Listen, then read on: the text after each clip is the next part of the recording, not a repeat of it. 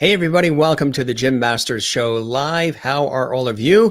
Thank you so much for joining us. It is Thursday, almost at the end of the week. And what a great week it's been with amazing guests and great conversation, inspiring conversation and guests from all over the world. And of course, our lovely viewers who make the show extra special by interacting and sharing their passions and enthusiasm for our show and the conversations that we have. We welcome you from wherever you're watching, whether you're watching the Jim Masters Show live, entertainment, lifestyle talk show series live, or perhaps you're going to be watching this later in the archives on demand. You can see our entire series on demand, over 250 plus episodes, months and months and months of live shows with amazing guests from literally all walks of life, fields of endeavor, wealths of success from television, film, Broadway, Hollywood, music, as well as science and nature, health, wellness, comedy, sports, culinary arts, inspiration. You name it, we feature it because this is sort of like an old school talk show like Dick Cavett, Dick Clark, Johnny Carson, Steve Allen, David Susskind, Merv Griffin, Mike Douglas. You know, the way they had that great conversation with the guest. That's what we do here on the show. But at the same time, bring it in the modern twist of today. So combining the two worlds to bring you great entertainment segments, lifestyle segments, talk show segments. Sometimes we go on location. Sometimes we do special episodes. But whatever we do and however we do it and whenever we do it, we always welcome you in style. So we toast you and you and you and you, and we welcome you tonight to the Jim Masters Show live. Continue to spread the word. We have so many guests coming up. It's extraordinary. We are already booked almost through the end of April, and here it is, just the beginning of February. And we're already booked almost every day till the end of April, which is unbelievable. It's just been, the show has just really launched beautifully out of the gate, exceeding my expectations. As many of you know, I work in the industry, television, radio, multimedia, on air, as well as on camera and behind the scenes as a television, radio presenter, personality, host, journalist, actor, writer, producer, stage MC, voiceover artist. And many, many, many moons ago, we said, hey, we're going to turn on the lights, the TV lights, build a home studio, and create this entertainment lifestyle talk show series called The Jim Masters Show Live. And you guys found it and you seem to have fallen in love with it. And we really appreciate that. We thank you for all the comments and emails and Instagram messages and the tweets and the Facebook messages, YouTube subscriptions, all of it. If you're watching on YouTube, we welcome you to subscribe to our channel. That allows us to continue to create more content, more episodes of our show, which we don't treat as a podcast or a stream, even though we are streaming over the internet. We treat it really production-wise in the format as like it's an actual television show, as if you were watching a television show the way we do it. And I love doing it that way because I get to use some of my TV noggin and sprinkle it into the way we do the show here. One of the things that I love to do in my professional work is always greet the viewers. And in this case, they're called the Lovities because I said love and levity too fast once, and we created Lovity, which all the viewers have fallen in love with. Speaking of that, we've got an amazing guest. We have best-selling, award-winning writer and author Kevin D. Miller joining us with a fascinating story about his life, about his family, and these incredible books that he has penned, and he's got much more coming down the pike too. He's all excited. He's been posting away and sharing on all his social media and telling everybody about this episode of the Jim Masters Show Live. And we really appreciate him doing that. We're going to have him on in just a second. First, let's welcome some of our fantastic, lovely viewers who are so faithful. They watch every single day. They comment, they post, they share. You guys are the best. You really are the best audience out there. Mary Bishop says, hello, Jim, and all lovely friends. She's watching in Florida. We love that. Amy, whose poetry we shared a couple of days ago on the show. It's lovely time. You got it, Amy. Hello to you and hello to everybody. And Ann Wozniak says, hello, Jim and Lovities. It's good to have you here on the show as well. And of course, we welcome you, everybody that's watching on the platforms and YouTube. Willie is watching from the Netherlands as well, one of our Lovities. Hello, Lovities. Hello, Jim. Enjoy the show. Everyone happy? Yes, we are very, very happy. We were supposed to be getting some kind of a snowstorm on Super Bowl Sunday, which is this Sunday, but it looks like we're not going to get it. So we are very, very happy. But somebody who is buried in snow and who's not really liking it in Iowa is Renee. She's not liking this winter. That's why here on the East Coast, we keep telling her, keep the snow in Iowa. You don't need to have it, have the frontal system just stop. Don't have it come to us. The last one last week did with 1.5 feet of snow. Hope you're doing well in Iowa, Renee, and Merlin in Ontario, Canada, who knows a thing or two about snow in Canada. Hi, Jim and all lovelies. She's in Ontario and, of course, in South Africa, beautiful South Africa.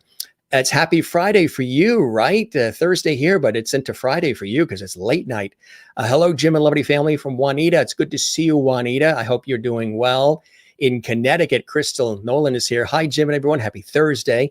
I hope you're having a fantastic day. Looking forward to an amazing show with inspiring conversation. And of course, our famous Lovity. Good to see you, Crystal. Crystal and I met at a big concert event, actually in Connecticut, when the band Chicago was performing, and I was emceeing the concert for public television, and we met, and it was terrific. She's terrific. She's a real Lovity on and off screen. So here's another Lovity for you, Kathleen Walker, who works with the New York Mets, my New York Mets baseball team. New owners, we'll see what happens. Hi, Jim. Hope you had a good day. Hi, everyone. Kathleen Walker in New York City. Willie sends tulips. Lynn Warwick, welcome, Lynn. We love that you're tuning in again. She says, how wonderful. Good to see you, Lynn. You're now a Lovity on our show. Maureen is here. Good evening, Jim, and my Lovity family. I'm excited for this evening with Kevin. He knows all about the whole Lovity thing. He loves it. He says it's a great idea. So bring on your Lovity for Kevin. And the Will could use a little more Lovity about now, right? Llewellyn is here. Good evening to you, Llewellyn. Welcome watching on our YouTube channel. Amy, hello to you as well.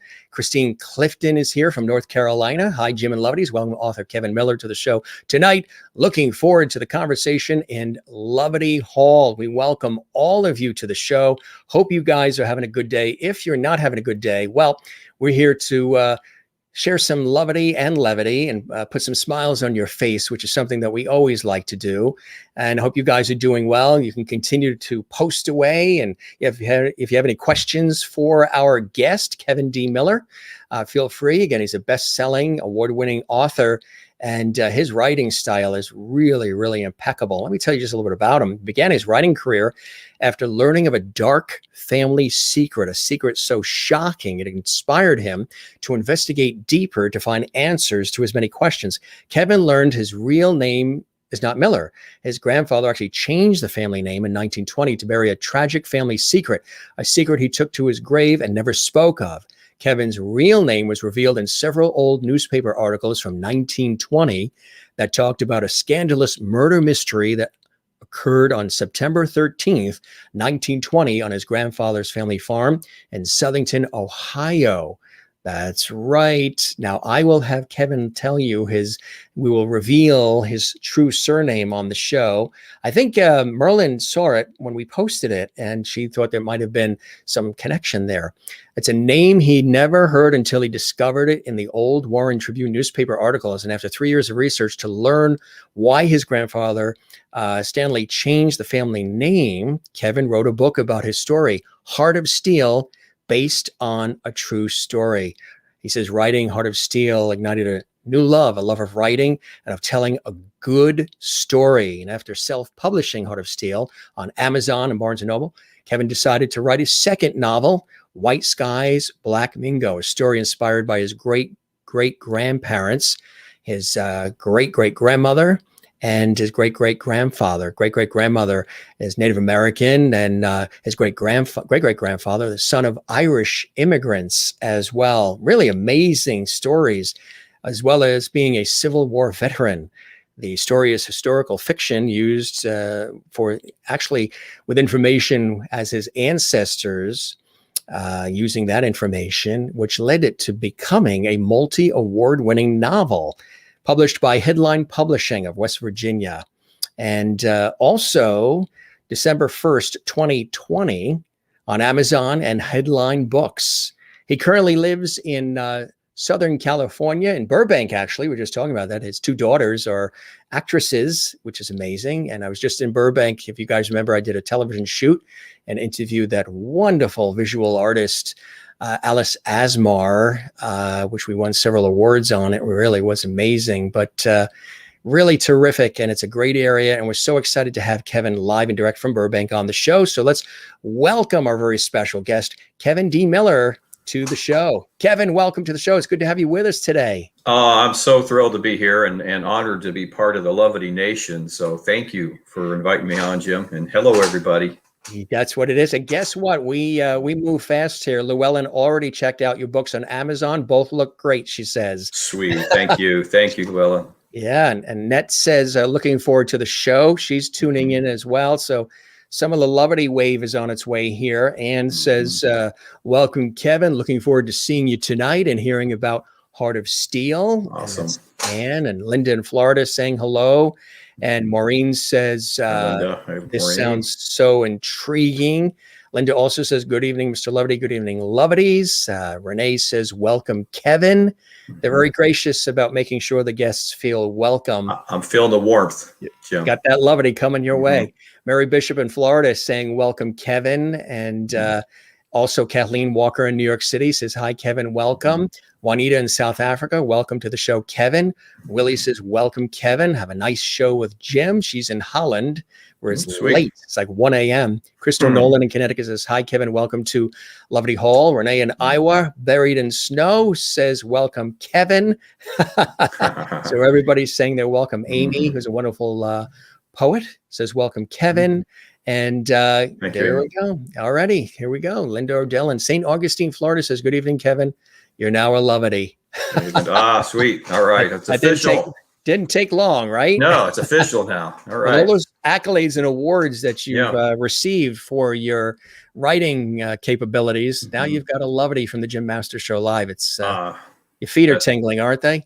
My life is complete now. That's usually what people say. So I'm part of the group, right? I'm part of the group now. You are part of the Lovity family. Absolutely. Christine in North Carolina is saying, welcome, Kevin, to the Jim Masters Show Live. You're a Lovity now as well. So it's pretty cool. On. Thank you. Pretty cool. And Llewellyn says her mother is of Irish descent and father was Native American. Interesting. Just the opposite. Just the opposite, yeah. So this really sounds fascinating, and we'll talk about the stories in just a second. But first, want to know a little bit more about your background. You were born, you said, in Canton, Ohio, and take us from there. And what led to the understanding and appreciation of writing and telling a story when you were a kid? Were you always fascinated with writing, or did the discovery of the family name and all of that spur on the writing? Were you always a writer? No, I actually wasn't. And I was born in Canton, Ohio. We moved to Tempe, Arizona when I was 6 years old. My dad moved us out to Arizona. And it really, I hadn't even thought about writing as a kid or even growing up. I mean, I became a professional web developer later on, and that included some technical writing, but not the same thing as authoring a book. So yeah, I think it was really the moment that we learned that our name was not Miller. And my dad had approached me. He was putting all this information together, and he wanted to write this book, but he just didn't know how. And he's like, he handed it to me and he said, son, will you write your grandfather's story? And so I took it on.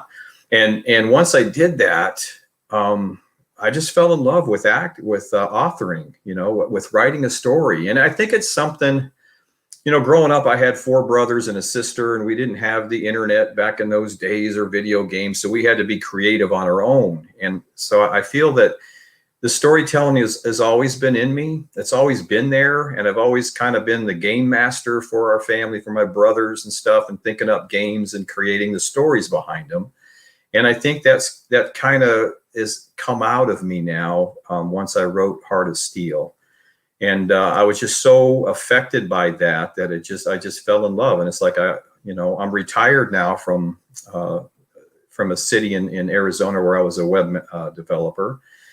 And now I just want to write books. I want to write stories. I want to tell stories, a storyteller through and through. And so tell us about this fantastic story of the Sure. family and Yeah. some of these discoveries you made. Were you just sort of, researching the family like a lot of people are doing, checking out where the ancestors came from, some people doing the DNA? What spurred you on to want to learn more about your family and the history and everything that came Mhm. along with it? It was actually totally by accident. My uncle, this has been some years back, maybe, I don't know, 15 years or more back. But my uncle was at a funeral, and he was at a funeral with some of our cousins, and they had approached him, and they had been doing some genetic, research and some genealogy. And they handed him these newspaper articles from 1920. And he says, you might want to read these because your name's really not Miller. And so he calls my dad, and when he calls my dad, he doesn't tell us what our name is. So we're going nuts out there in Arizona because he's back in Ohio. And we're like, what's our name? We're having an identity crisis here. Now we don't know who we are. And Because ever since you were a kid, you always yeah, had that name, you answered to yes, that name, and yeah. yeah. And my dad, no, he had no idea. He had no idea that his name wasn't Miller. So our name, I'll reveal to you, and it took me a little time to learn how to pronounce it correctly, is Puchalski. It's a Polish name. Polish, yeah. I learned from some groups on Facebook. I asked them, hey, would someone please tell me how to pronounce this properly? And they said, well, the C is silent, so it's Puchalski. So that's our name. That's what I found out. And did you notice I conveniently and smoothly and slickly tossed it off to you to I pronounce did. it? Oh no, I totally caught that, Jim. You're good. You're good at what you do, man. Well, have him reveal it. Exactly. No, that was brilliant. I totally caught on what you were doing there. That was brilliant. But it's Puchalski with a silent C. So that's how we pronounce it. But yeah, finding these newspaper articles just kind of kicked off. I mean, we didn't do anything for a while, and my dad was talking to a lot of his cousins and folks in the family that kind of knew some things and kind of knew that, and he was putting a bunch of documents together, legal documents, about the trial and marriage certificates and letters from his family, and he just handed me that folder. It was gold, the information in it. So I started going through the newspaper articles and all the documents, and it took me about 3 years of research to put the story together and to actually write the story, because at the same time I'm doing research, I'm learning how to write. I'm learning how to write a book. I have all the respect in the world for people who have talent for writing, for poetry. It just amazes me, and I'm totally humbled in their presence. But I learned, just to tell a good story. I'm just going to tell this story. I'm not going to try to be fancy. I'm not going to try to be too structured and too, with my prose. I'm just going to tell a story because I want to get this story out, because my grandfather was an amazing man in this. So I wrote the book and put it out there. And basically what it, I don't know. I don't want to give spoilers out in case somebody's reading the book or wants to read the book. But the book is in 3 parts. The first part of the story is pretty much the scandal, and it's really accurate because the first, part 1 covers the scandal and how in the murder mystery. My great grandfather was murdered in his sleep. Didn't know what happened. My great grandmother was tied up. She was bound and gagged by 3 men who came in and robbed the house, took $600 and left. Now, my grandfather is woken up early in the morning, and she sends him to the sheriff to get, the sheriff back, because her husband was murdered in his sleep, shot in the temple while he slept. Wow. So now that's your story. And things to start to kind of fall apart a little bit, and it starts to take some interesting twists and turns, and everything's not as it seems. And there's a lot more going on here. And, come to find out, it's, it's a tragic story. It's a sad story. I mean, it's an emotional story. And when you read the book, you're going to probably get pretty emotional, because there's a lot of stuff there, so just kind of warning my readers there. It's a emotional, impactful story. But my great grandfather was a rich farmer in a township of Southington outside of Warren. He owned a lot of property, and he liked his whiskey, and he liked to be out, and he liked the women, and he wasn't a real nice man. He was a pretty mean son of a gun. So my grandfather and his siblings, had a pretty rough childhood growing up in that household on that farm. So it, the story moves on. The story moves on to part two, and in part two, my grandfather and his siblings, some things happen, and they find themselves in an orphanage in Warren, Ohio, in 1920, which it wasn't the best place to be in any era, but in 1920, a pretty rough place to be and stuff. So he has a goal. He tries he actually runs away. He runs away, and the purpose of it is to find work, find enough money, come back, and hopefully, rescue his siblings and take care of them. I won't tell you how that turns out. But the last part of the story is when he meets my Irish grandma, my MMA flag, my feisty Irish grandma, and it's their love story, So I take you down, an emotional journey, but then the last part is where the love story happens, and that's going to kind of pick you back up and make it a happy last half of the story. So, how'd you come up with the title? Just really thinking about my grandfather, because the kind of man he was, and granted, he was 12 going on 13 when this happened, and amazing. He went and got a job in a steel mill in Chicago at 12, 13 years old.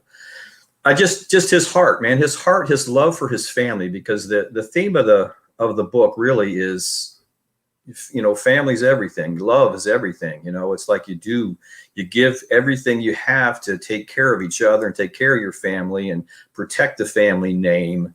And that's the kind of man he was. He was a patriarch, and he took care of everybody. He took care of his siblings. And I remember hearing a story my dad told that his brother Frank, when my grandfather passed, he just said, I don't even want to live anymore because Stanley's not here, because they looked to him for everything. He was that kind of guy, and he was a tough guy. He was a tough man, but heart. When I was a kid, I thought, Grandpa's kind of scary a little bit, but he had a beautiful heart. And as I grew up and became a man, and got to know him, at a deeper level, I saw, the softness in him and the goodness in his heart, but I never realized just how deep those waters ran. Yeah, it's amazing. That really is. What are some other things that you learned, maybe even about yourself or maybe other members of your family, as a result of digging deep and learning about your grandfather and the rest? Yeah, I mean, it really it makes you stop to think, where you come from and the things that happen. I mean, it's kind of hard to deal with. It's like, okay, it's my great grandfather was murdered. That's kind of a disturbing thing in itself.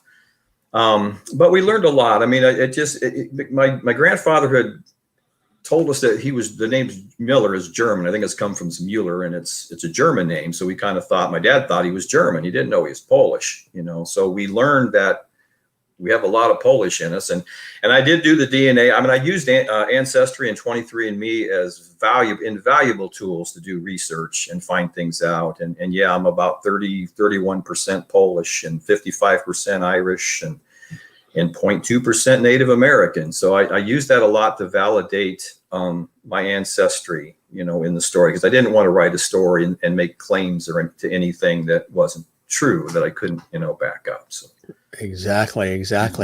So when you were researching the story, what was that process like? I mean, to be able to dig up information and to be able to coordinate it all and get accurate information takes a lot of stamina, resilience, and patience, right? Oh, definitely. And organization. Yeah, just sitting down and organize it. I mean, the very first place I started was I just scoured every newspaper article that I could. Even though they reported the information incorrect on a lot of it, initially they misspelled his name. they had some bizarre spelling. They had him in the wrong township. That, so they had a lot of information incorrect, and as it goes along, they correct it. But just scouring those pages, extracting the timelines of when things happened and what happened, and the investigating officers. So I had the names and everything. I wanted to be as accurate as possible, where events took place. So that's where I started. It was on part one, to make sure that the investigation and the scandal and all of that was accurate. Now, I wrote the book as a novel. It reads like a novel. So when you read the book, you're not reading a documentary or anything. You're reading a novel, and it's cinematic. I'm writing it in a close point of view, so that you're seeing the story and living it through Stanley, my grandfather. You're seeing it through his eyes. So it's very cinematic. And it's would the category be historical fiction? Yeah, I put it as historical fiction, although it's historical drama based on a true story, because there's parts where I just don't know what happened, or I know something happened, but I don't know exactly how it happened. So I have to take creative license and create those, events to pull and tie the story together to keep it flowing. Mm-hmm. So I categorize it as historical fiction, but it also, I think, qualifies as historical drama, true story, based on a true story, because a good percentage of it is facts and things that actually happened. Everything that I learned about my grandfather and the history that I knew was true, I implemented and integrated into the story, because I wanted it to be as accurate as possible. So, which is important. The accuracy is important. Yeah. Really, lays true to the actual story. Sure. You have the book actually there. Did you want to share anything with our viewers? Oh, sure. Yeah, the book's here. This is the cover. This right here is my great grandmother and my great grandfather, who was murdered in his sleep. And interesting, this young man right here is young man named Joel Miller. Not Josh. Joe Miller is my grandson, and he volunteered to model for this and portray his grandfather. The picture's taken by my other grandson, Caleb Roten, who was a young aspiring photographer. So, and the book won a Reader's Favorite Bronze Award recently, so I was pretty proud of that. But yeah, I'd love to read a little passage to it. I'll just kind of start at the beginning and kind of give you a feel for my great grandfather. Is this the award that it won? That is the award right there. Yes, it is the Bronze Reader's Favorite Award. I was thrilled to get that. I couldn't go to Miami to collect the medal because of COVID, but they're going to combine 20 and 21's awards this year. So did it get a silver as well? It got the silver one on there is a Reader's Favorite 5-star award. So it was reviewed by several readers, Reader's Favorite readers, and it earned 5 stars. So that's this one here. Yes. Congratulations. You got the 5-star from the readers, and then you've got Reader's Favorite Book Award bronze. Congratulations on that. Yes, bronze for historical drama is the category that it won in. And I'm looking at the books that I'm in the category with, and I'm like, wow, I'm just kind of humbled here, because there's some fantastic authors, that I was kind of mixed in there with. So, yeah, I'd like to read a little thing here. And this is Stanley talking. There he is, Papa. He's sitting at the table in his neatly pressed overalls, always wearing that same stupid t-shirt with the torn collar. His cold blue eyes are mean and piercing. You don't want to look him directly in the eye for too long. Not if you know what's good for you. Papa isn't a particularly large man. He's of average height, but he's lean, broad-shouldered, and muscular, and he can outwork any man on the farm. Mama always said his thick chestnut mustache and square chin were handsome, but I don't see it. All I see is an angry face, angry all the time. Unless he's going to the bar or kicking someone's ass. The good old boy of Southington, George Puhalski, my papa. Maybe he won't notice me since his face is buried in that newspaper. Stanley, sit at the table, boy.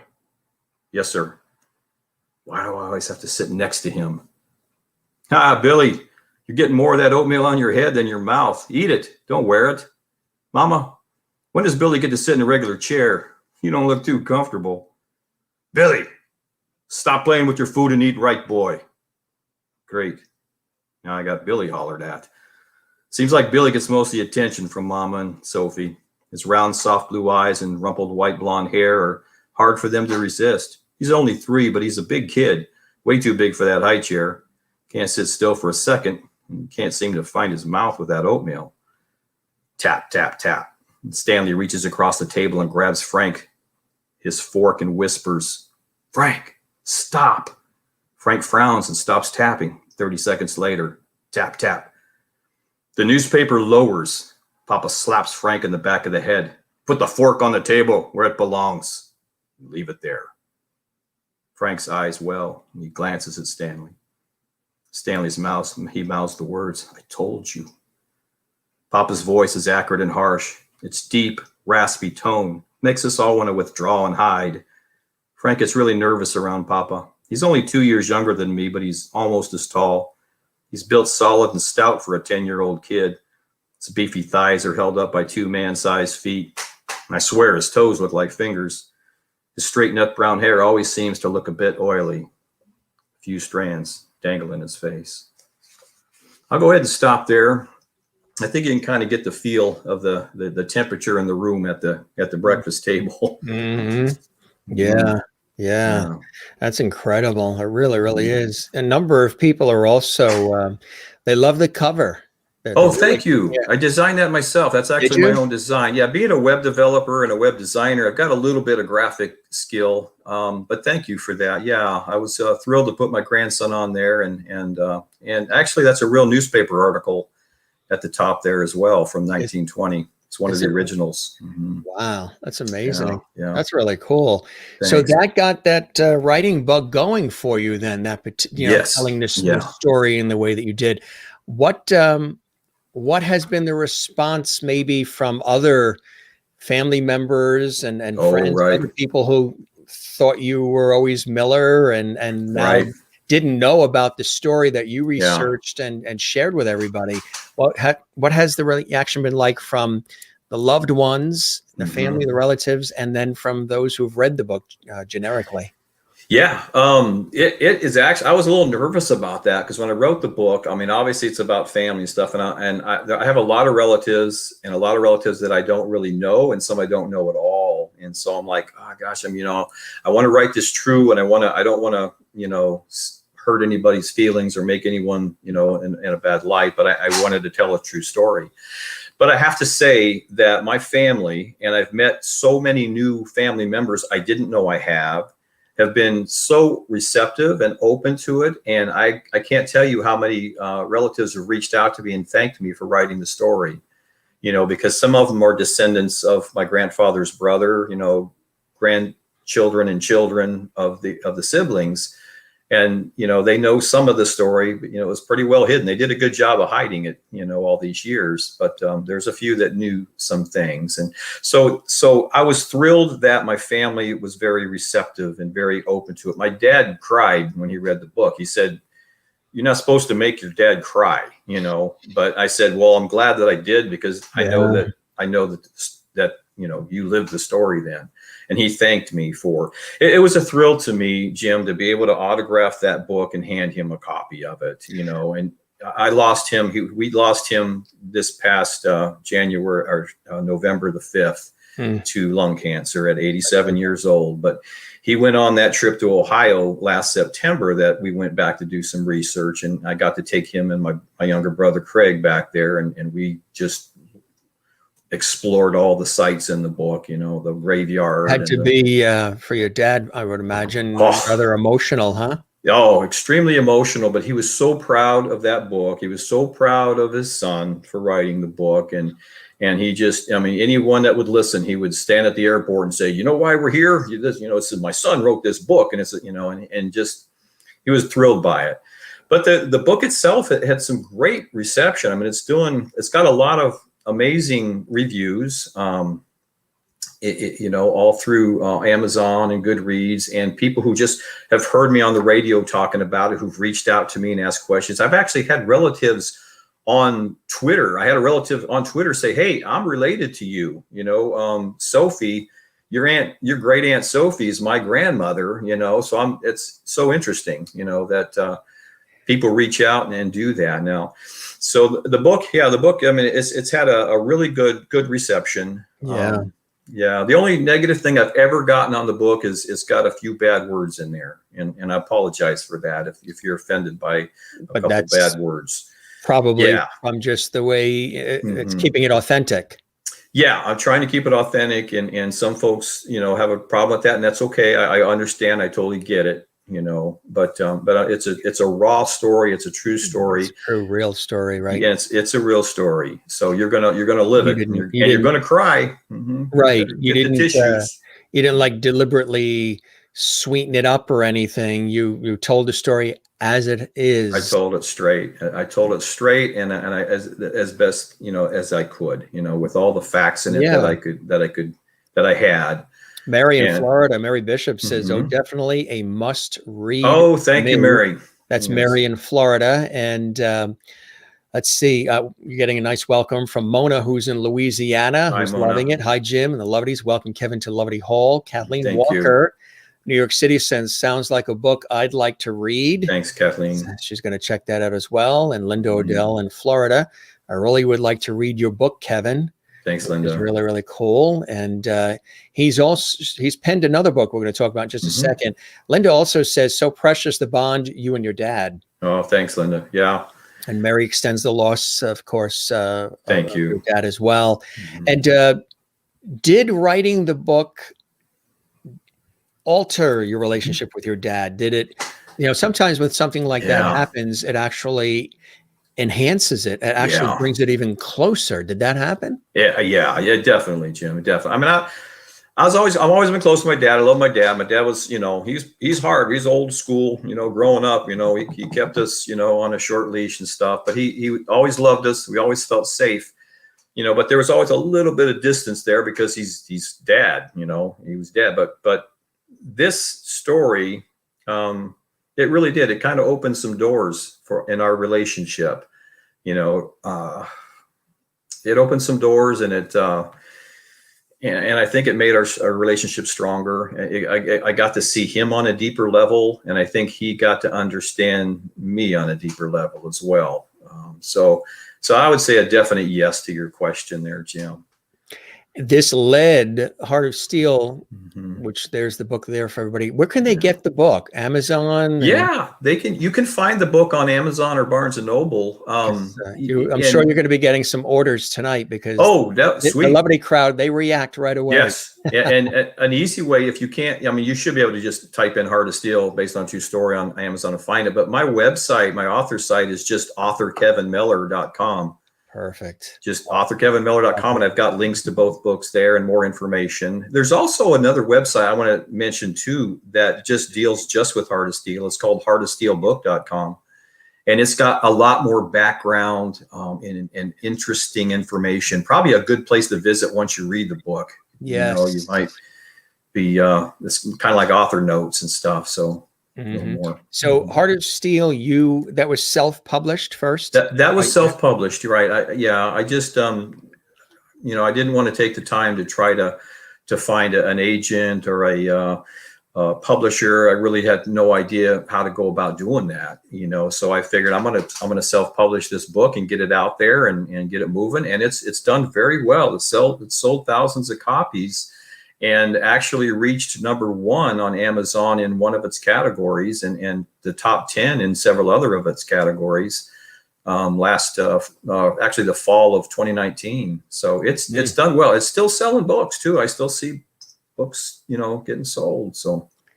And Linda loves Barnes and Nobles, and Mona says, I love books that are based on true stories. I'm going to check it out too. Nice. Thank you, Mona. Which is great. Now this led to that writing bug obviously bit you, Kevin, and led to a secondary book. When you decided you wanted to, pen another one, what were you looking for? What was coming as far as inspiration to you to lead you to another book? And here is that second book. Oh yeah, definitely. I just got so interested in researching my family, I started diving in. And let me just go back one step, just once real quick. One thing to mention too is Heart of Steel is optioned to become a movie in Hollywood. That was going to be my next question. Yes. Because even in listening to you read the passage from it, is there an audiobook version of it as well? Or we're working on the audio. The audiobook is finished. We're just getting it, finishing the editing and mastering of it and getting it uploaded. There will be an audiobook available. But my good friend Kevin Sizemore of GKG Productions, big plug out to him. Guest on our show a few weeks ago. Yeah, you just had him on the show. He actually read the book and he came to me and said, "Dude, let's get this on the screen and stuff." Because I think he was affected by the book. I think something in the book he related to, he felt, and yes, growing up in West Virginia. Yes, Yep, some similar things affected him, and so that's what we're doing. We're working on getting the book pitched. Don't have an idea as to when, but you know how those things go. You're in the business, Jim. So it just getting it pitched and finding the right people to take it on. So right, because you want to treat it a certain way. You don't want it all rewritten or anything changed. You want to keep it true to form. Yeah, true to form. And we have a screenplay written by a very talented screenwriter named Ty DeMartino.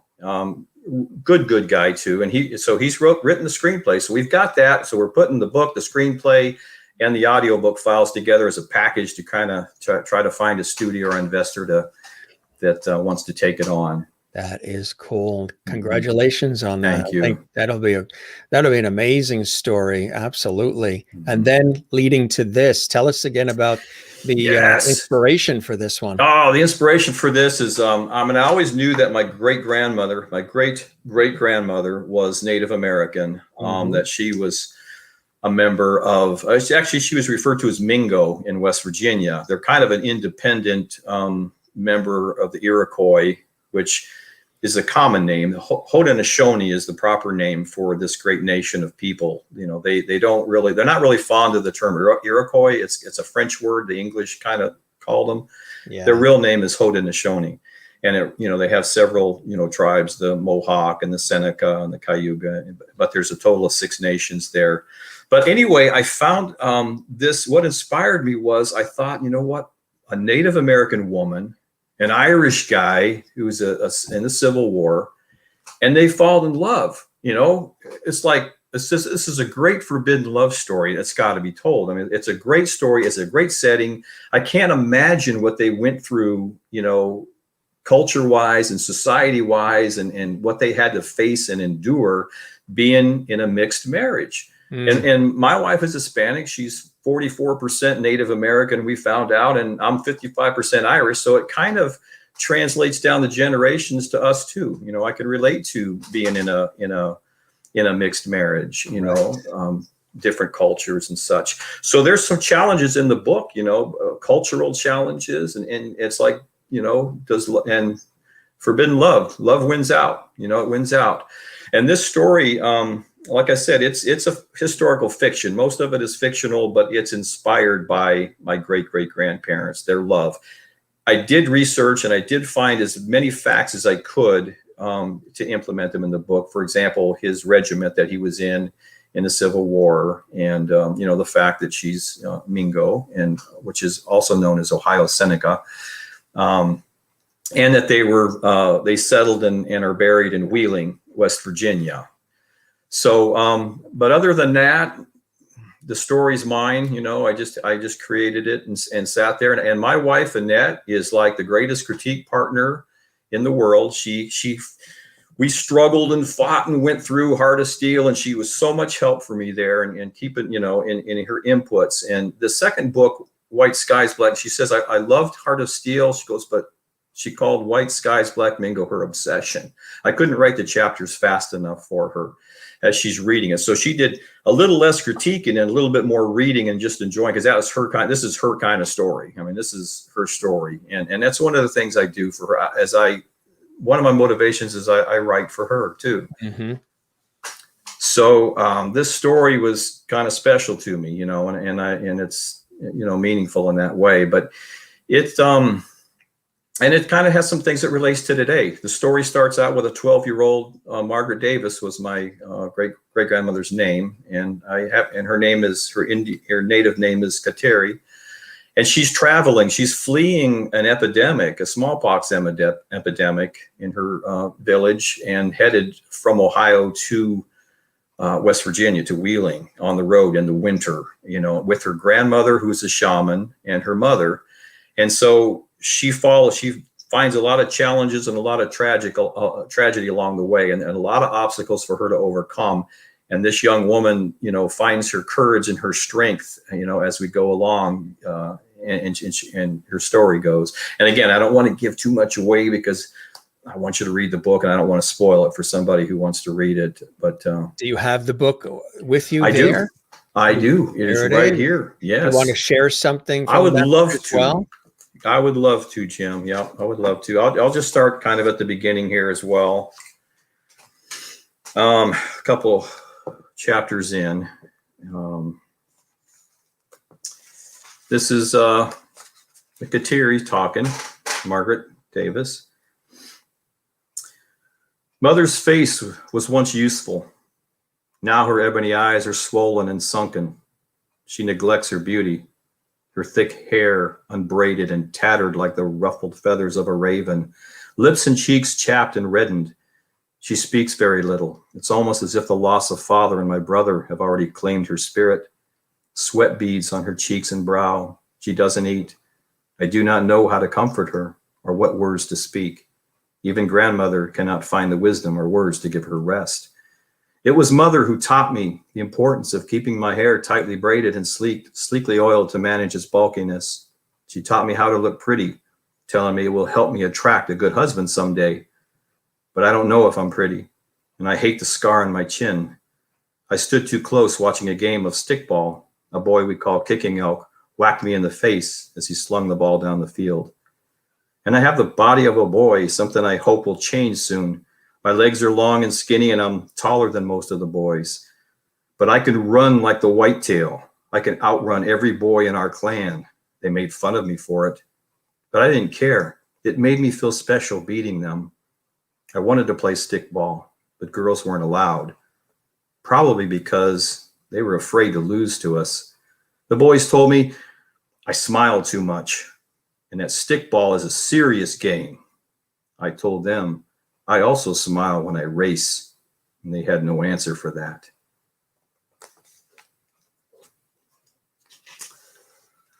Good night, grandmother. Good night, mother.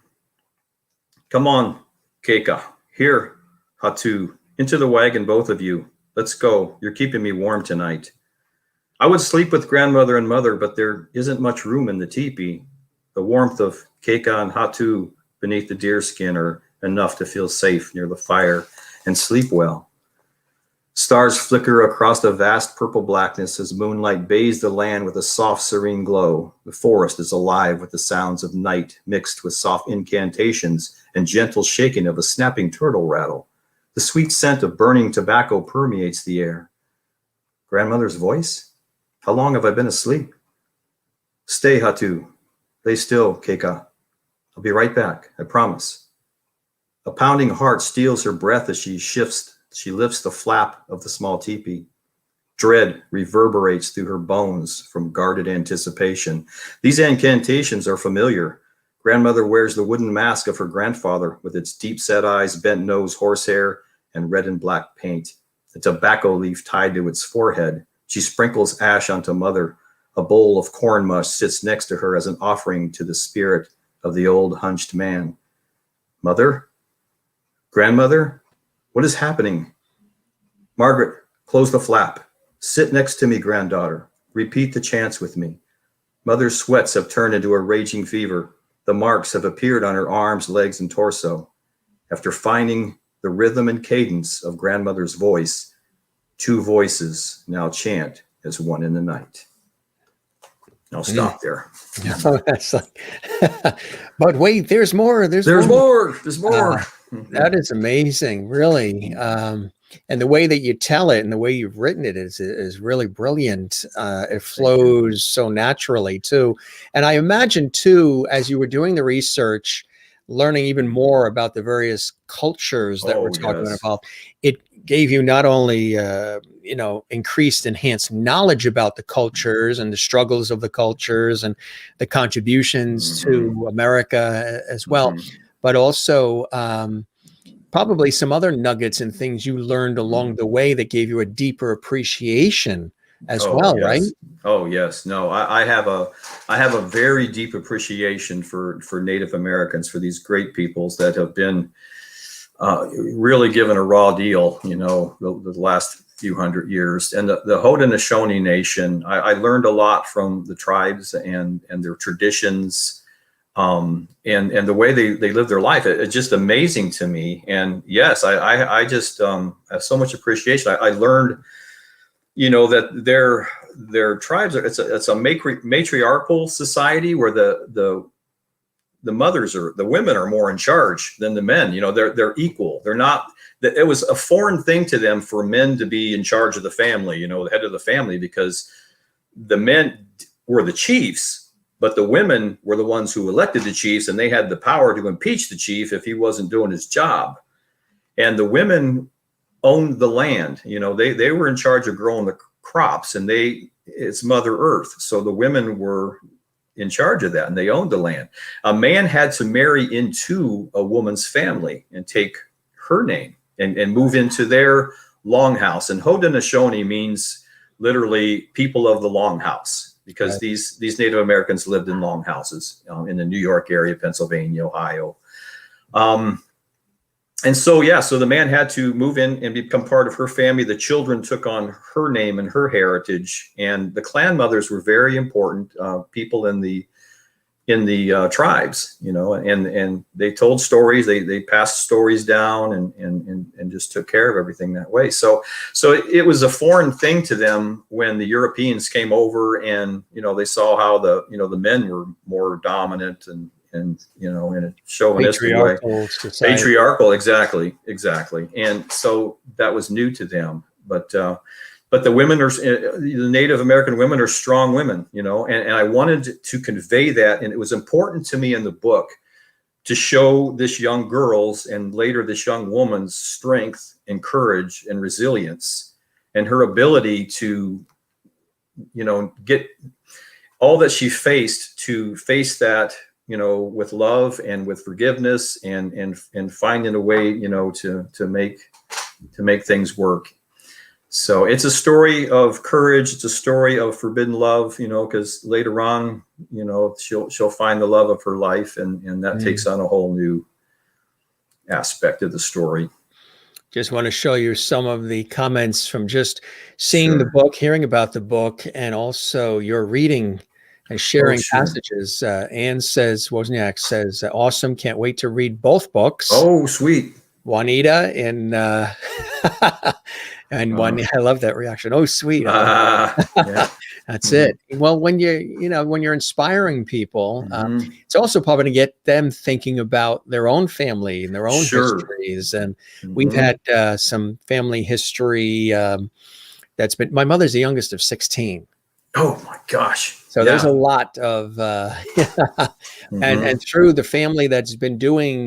We have relatives probably in every state in the United States. Yeah. We realized we have 100 more relatives in New Brunswick, Canada, who settled a town and a mountain called Kierstead Falls. Of course, relatives in Europe as well. But it's amazing when you do the digging and you realize, who was what, and even sometimes you discover some extraordinary people in the family who did extraordinary things, who are real legendary people and or heroes too. Yes. That really did some exquisite things. Finding Your Roots, that's a great show on PBS where they really get a chance to dig deep. Kathleen Walker says, going to look for these books. They sound so interesting. Oh, thanks, Kathleen. Oh, yeah. I'm going to be looking for both of the books. And Wozniak says, awesome. Can't wait to read both. Juanita in South Africa. Wow. Love your writing style. You paint the pictures beautifully in one's head. Thank you. And I was noticing that as well, because I'm a visual person. I was envisioning almost sort of being there. Like there's a way Yeah. to write where you can actually transport the reader, and even a reader who doesn't have any connection to the time period or the culture or whatever it is, and all of a sudden they can sort of, like being in a movie, place themselves there, being witness to everything that's going on. Yes. And you probably were very conscious of that as you were writing, to try to not just tell the factual part, but write it in a way that sort of brings them into the book, as if they might not have had any role in the story, but they feel like they're standing right there on a corner watching everything happen, right? Absolutely. And that's my whole style of writing. And like I said, it's a third person limited, which is a close point of view, I guess the technical terms, and you're living the story as the character. So you're living the story as this young lady, and you're feeling and smelling and hearing and experiencing everything she experiences, you know, and anything in the story that she doesn't have firsthand knowledge about, you don't know about. You have to find it through other means. So that's the challenge of writing that way, is it, you know, that's how the story's going. So they feel not disconnected from the story; they feel connected, right? And they right. want So they more. you feel connected, and you want more, and you're diving in. And I get a lot of that in the reviews that are written for both Heart of Steel and for White Skies. Is it's like, I feel like I was there. I feel like I was watching a movie, and so I'm like, yes, that's exactly how I wrote it. That's what I want you to experience. I want you to experience this person. I don't want you to just read somebody's story. I want you to live it. I want you to experience it. I want you to feel her heartache. I want you to feel her pain. I want you to feel her joy. I want you to feel her successes, you know, and just, you know, and just fall in love with her, you know, and the relationship and the things that happen. So, and keep you on the edge of your seat. I mean, that's what I'm trying to do too. I want to keep you on the edge of your seat, keep you guessing, create some twists and turns that you're not going to expect. And, you know, I think your audience will love both books, you know. What's the reaction been to the second book from, again, family as well as friends and the public at large? Oh, it's been very, very huge. It won, you can see there, it won a gold in the Mom's Choice Awards recently, which I was so thrilled. There it is there, Yeah, I kept emailing a wonderful woman named Kathy Teets at Headline Publishing, Headline Books. She's the one that published it, and I'm like, oh, did I miss out on the Mom's Choice Awards? Because I kept seeing other people winning awards, and she's like, no, they haven't judged your book yet. You know, just hang in there, be patient. And then I didn't know. My wife actually called me. She says, good morning there, famous author. And I'm like, what do you know, I thought you were just messing with me. But then, because I didn't know that I'd won the award. So she got to tell me that. And I was just, my head was spinning. So I'm like, this is so cool. Honoring excellence. And then there's another one too, right? This one? Yeah, that's the regular seal. So I guess when you win a Mom's Choice Award, you get to use, you know, whatever medal you won plus their standard seal as well. That's fantastic. To put out there in your media and social media and promotional stuff. So how does that make you feel to get not only this wonderful feedback from the family as well as the readers, but also those within the community itself, the peers?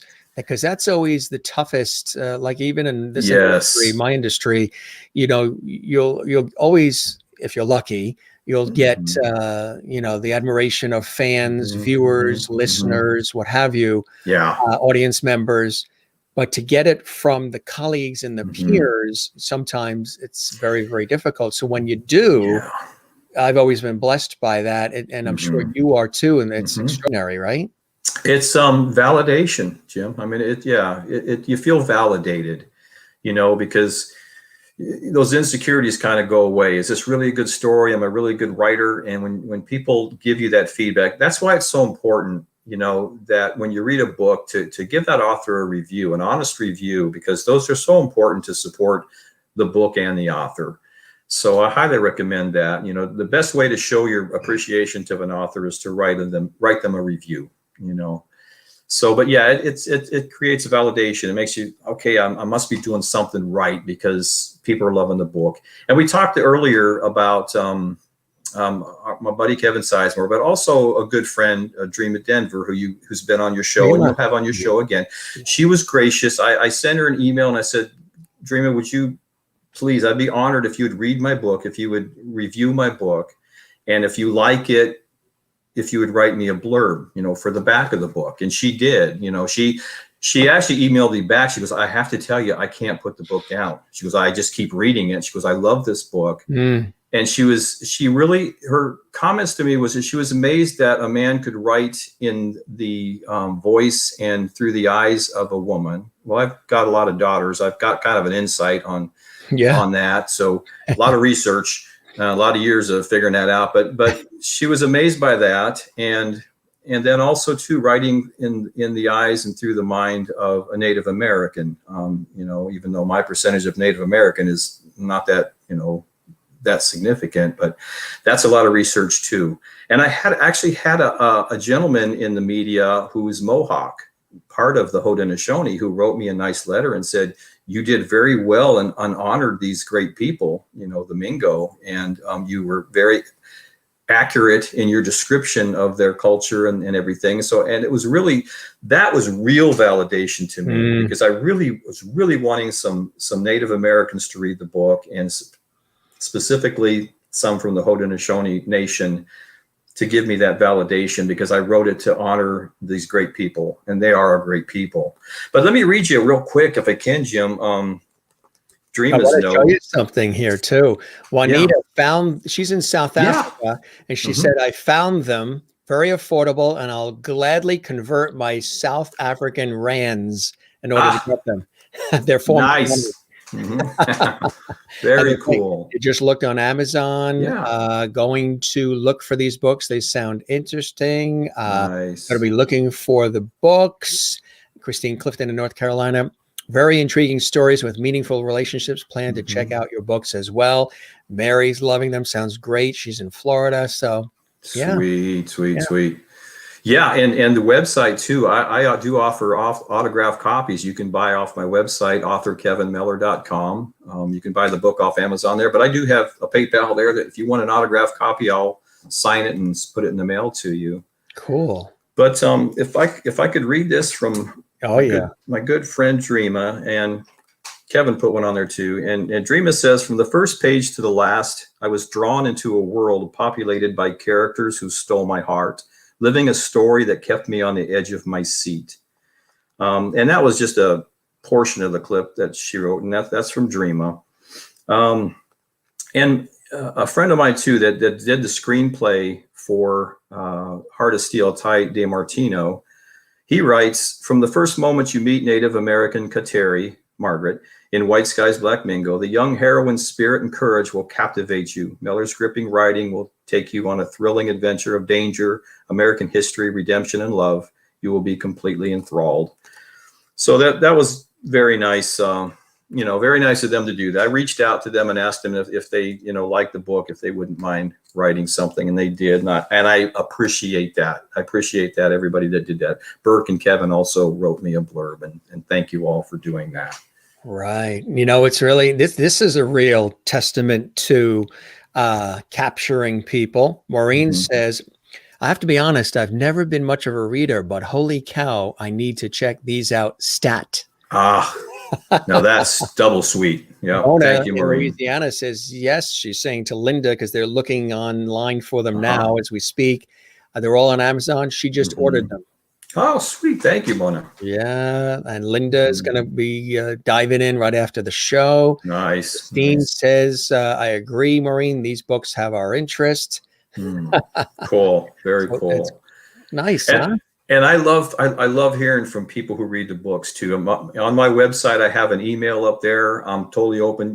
If you have a question or you want to just reach out and talk to me, ask me something, feel free to drop me an email. I love hearing from readers. That's the site, right? AuthorKevinMiller.com. That's it.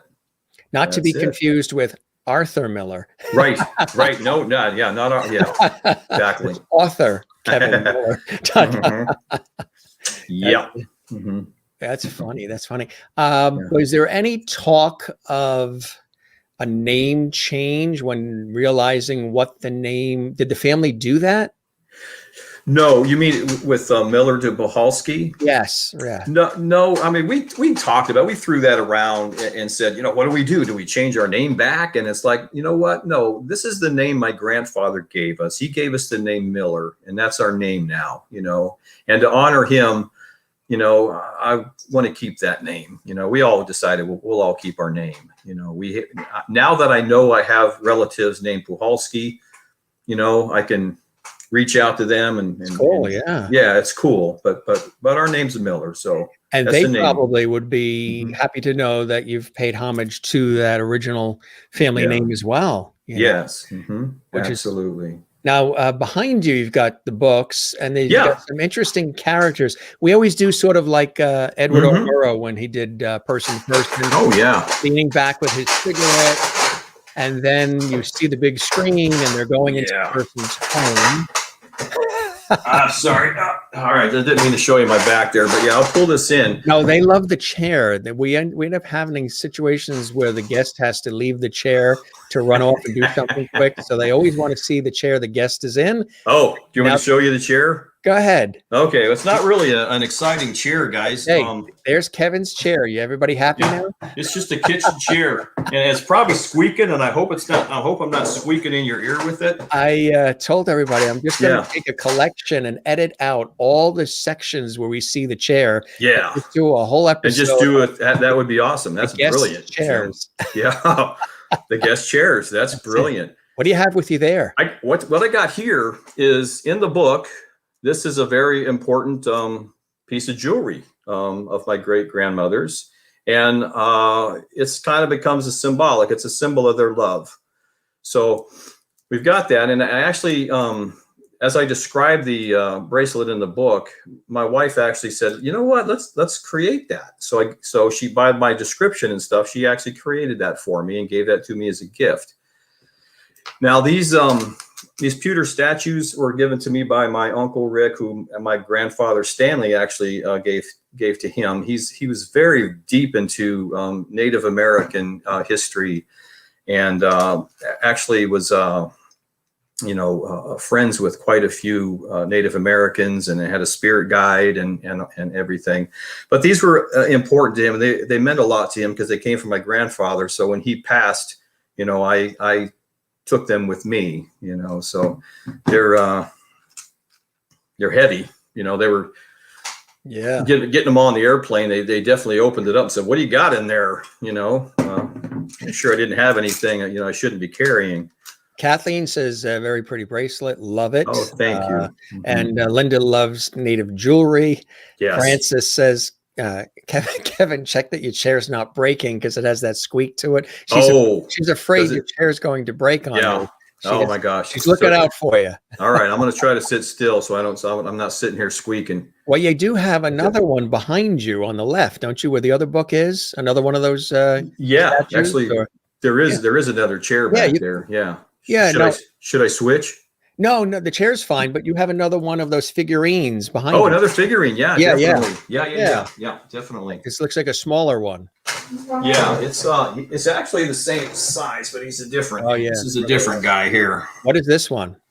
This well, he's got the tomahawk in his hand, and he's a part of the same artist, and I apologize because I can't remember the artist's name off the top of my head, but he's pretty renowned artist that does these in pewter. I think, I don't know if he's alive still, but I've got actually 3 of these. The third one's back in my bedroom. I don't want to have to run back there and leave you a blank screen. So. but yeah, they're beautiful. And I really love them. And they have a sentimental meaning to me, from my uncle. Mm-hmm. And so I like to kind of put them up when I'm chatting with somebody. That's really cool. I think it's great. Now you're in Burbank, California, originally from Ohio, by way of then Arizona and then California. Mm-hmm. Your daughters are in the acting field, right? Tell us a little bit about it. They're in the business. Yeah. We moved. We were 7 years ago. We moved from Phoenix to Burbank. We lived in North Hollywood for a little while. Because my daughters at the time were 6 and 11 and decided that they wanted to act. And we met some folks, some friends whose son was acting, and they kind of got us into the business. We took the girls to Orlando, Florida, to a talent show where there was a bunch of agents and managers and people in the business. And they got invited by several agencies to audition, and they were signed. They were signed by the Savage Agency as children. They've since moved over to an agency called KMR Talent, and they're with in the youth department with them, and they've great agency. Their manager is a lady by the name of Deborah Lynn Finden, and my wife just came in and handed me. That's fantastic. Let's see the that third one. There it is. There he is. Yep. So obviously she's watching the show. What is she's she become a lovety? Is she a lovety? She's a lovety now. Yeah, she definitely is a lovety. So because lovety reigns on the Jim Masters Show. It rains. It rains. We make it rain here too, but we reign lovety. Nice, very nice. But yeah, we brought them to California and let them kind of fulfill that dream. And they've done some good things. They've been on national commercials and they've done some PSAs and some short films. And my daughter Emily was on a Lifetime movie, and so they've done some cool stuff. We do. Annette and I do some background work once in a while so that the girls can make fun of us. I got called one time, Jim, for a commercial, and they might have called the wrong guy because again, Kevin Miller is a common name. They said, "Can you come in and audition?" And I'm like, "Yeah, I'll be there." And I only had like 2 lines, and I'm practicing this, and I'm asking the girls, advice, and they're just laughing at me. I said, well, I'm trying, and so when I did it and I came back and, they're like, well, what'd you do, Dad? Show us what you did. And I'm like, no, I'm not showing you what I did. I said, I tried to be natural. She goes, well, there's your problem. You tried to be natural instead of being natural. Being natural, right? Exactly. So, but yeah, we've done a few. I mean, I got to be on All the Way with Bryan Cranston on HBO. I was the center, and they were making fun of me for that too, Jim, because I kept coming home and saying, I'm in this shot. I'm in, and they're like, no, it's all going to get cut. You're not even going to see you. The very opening shot of the movie, I'm standing right by LBJ, by Bryan Cranston. Right, I could reach out and touch him because I'm playing a senator, featured background. I'm like, there I am. That's me right there. That's me right there. That's exactly. Yeah. So freeze that VCR. Freeze the VCR and circle that in red. Take a photo of it and post it. Yeah, exactly. Funny. That is fun. So they're really enjoying it, huh? They enjoy it. They're doing good. Now my younger one is taking a break. She's 14 now, and all this COVID stuff and being locked down at home and the remotes, online's been really tough on both of them. The oldest one's started college, and she's taking a time out from college just to focus on acting. Pardon me? What was she studying in school? Or she just general right now. She's not sure what she wants to liberal study. Arts. Yeah. She's not quite sure. I said, well, you can just go and start getting your basics and stuff out of the way. But she's decided I'm taking a time out because I can't do this remote stuff, and she's just going to focus for the next few years completely on her acting. So she's back in our good buddy Kevin Sizemore's acting class, and he's so good with these girls. I mean, he coaches them up when they have an audition and stuff, and they just do so well, under his guidance. So thanks, Kev, if you're listening. By the way, yeah, I texted him, let him know that you're on tonight, and Dreama as well. And as I mentioned to you, that Dreama sent along the Gilligan. That's too cool. I want one of those too, Dreama, if you got one. That it? Yeah, and I want a copy of her. There he is. See him right there? He's right there. Yep, there he is. I see him. Gilligan. Yep. There's Gilligan. What a great show, man. I grew up with Gilligan's Island, man. Oh, yeah. And and it's funny because my youngest was in a class and they had to do some sketch comedy and they were learning that stuff, and they wanted them to send them home and watch a show, like Lucy or something. And I said, you know what? I went and bought her the whole series of Gilligan, and I made a fan out of it because she watched every single one because they're addicting, and when TV was so great. Look who's here. Who's here? It's Dreama. Hi, Dreama. Look what she says. Oh, look at her. See, she's so sweet. And I talked to We our love friend. Dreama. She's a Oh, real we I had a love you too, Dreamo. we had a Yeah. conversation that was as if Hmm. we were like we're having here, like we do with Yeah. all the guests, but she Yeah. was comfortably seated on her carpet in front of her couch with the books Why didn't behind I think her, of that? I think a cup of coffee. Yeah. And it was just as if, we were at each Uh-huh. other's houses and each other's living Yeah. rooms, Yeah. just chatting. And it was really terrific. She's a beautiful person inside and out, isn't she? She's just Oh my a gosh. Yes. real Yeah. A amazing genuine person. person. Yeah. Yeah. Because I was talking to our friend Kevin Sizemore about her, and he says, you know what, Dream is like everybody's favorite aunt. She's the sweetest lady in the world, and he did a video on her book, Four Bears in a Box, children's book, and I highly recommend you go out and get Yes. that if you She's got a got new book kids. too coming out, a new And one. she's got her new book coming out, which I can't wait to read. I mean, we're going to exchange books. I want an autographed copy, and I'm going to give her an autographed copy. See what she said? Floor sitter. Floor sitter, right? Yeah. And there's Gilligan right there. He's always on our set. Because like I said, she looked at the set and she said, Jim, I love your set. And missing something. Mm-hmm. She said, you've got everything there, but you're missing one thing. I said, we've got the George Burns. Mm-hmm. He's here and all the rest. Yep. Got to get you that Gilligan. So Gilligan is always right there. Nice. Very nice. That is cool. Mm-hmm. That's really, really nice. Mm-hmm. A lot of people also saying, in addition to getting the book, that your wife is now a lovety. Just by her popping in for 10 seconds, she's now a lovety. Oh, sweet. She's going to love that. You're a lovety. And I love her. She's the love of my life. So how'd you guys meet? How did you meet? Oh, there's a story. We've been together now for 18 years. Yeah. Well, she's an inspiration to my stories because a lot of what I rely on is the love I have for her. I have a great deal of love for her, and it's nice that it's reciprocated by somebody. Mm-hmm. So we met just I won't bore you with a long story, but I was actually single with my son, and we were out at a bar, and she come walking in with her friend, and she was, I guess, getting out of a bad marriage. I had been out of a bad marriage for a little while. And this guy, it was like, remember Steve Martin's Wild and Crazy Guy, This guy, I don't know, his hair was slicked back, and he started walking up to her friend and asked her to dance. And the friend just gives her the hand, it's like, get away from me. And then he like panicked, looked around, he saw Annette, and he beelined for her, and she's panicking, trying to figure out where to go. So she beelines towards me. And I said, I saw that whole thing. You can come over here. I'll save you from that, And it was a nightclub, but I was wearing my Wranglers and my boots, and, I looked a little bit of cowboy, feel on there. She walks up and just says, "Are you a real cowboy?" I said, well, there's really not any real cowboys left anymore in America, but I can sure sing like one. And she called me on that. She goes, well, okay, well then sing something. So I kicked into my George Strait voice and sang her The Chair, and it was all over from there, man. What she says sound like? Do you want to? Well, excuse me, but I think you've got my chair.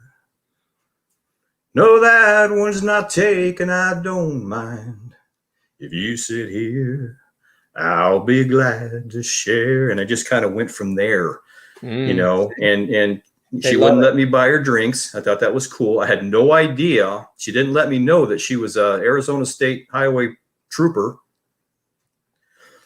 So, and I gave her, she says I gave her every number. I gave her my pager number, my phone number, my cell number, my work number, because I figured I'm going to give her my number. And if she really does like me, she'll call me. I don't want to get a gas station number or something from somebody. Yeah.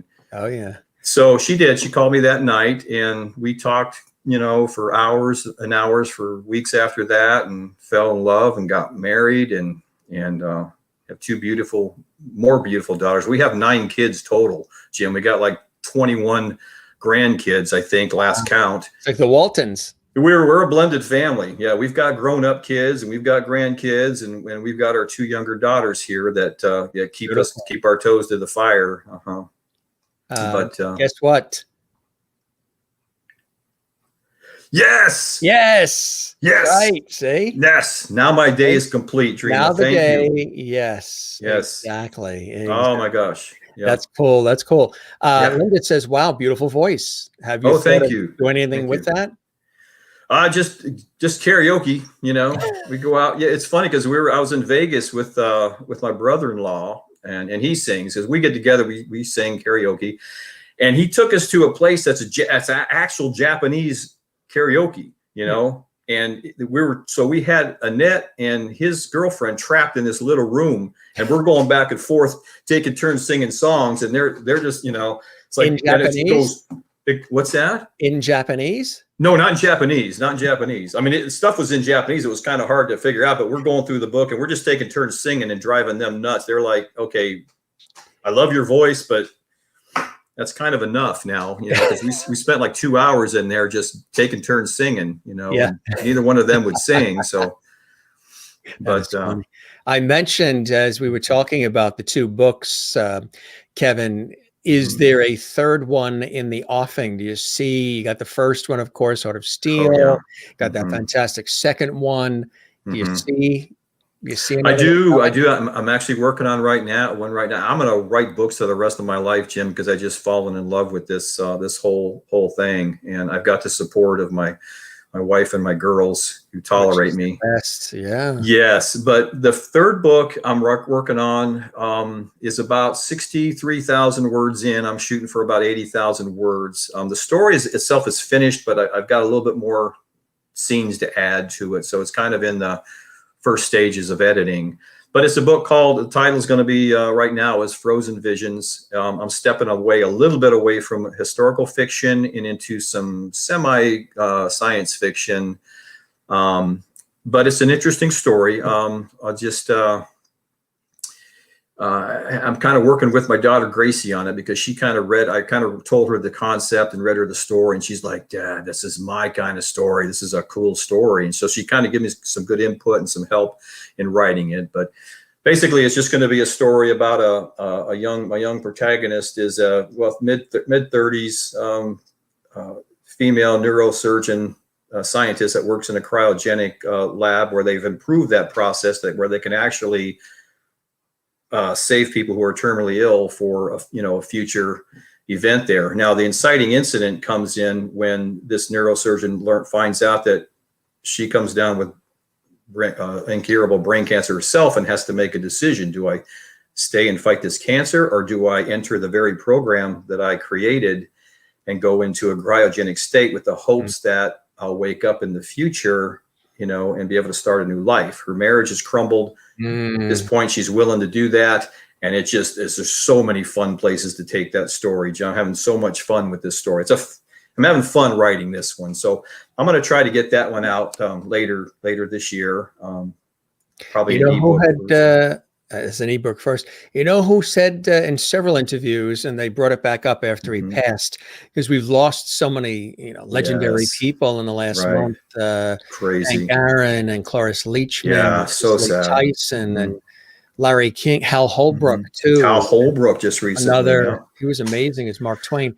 But Larry King wanted that situation. He, for years and years, was not a death fan. He was he was interviewed multiple times where he was, deeply afraid of it. Yeah. So he hoped to have been placed on ice and then brought back maybe, 100 years later.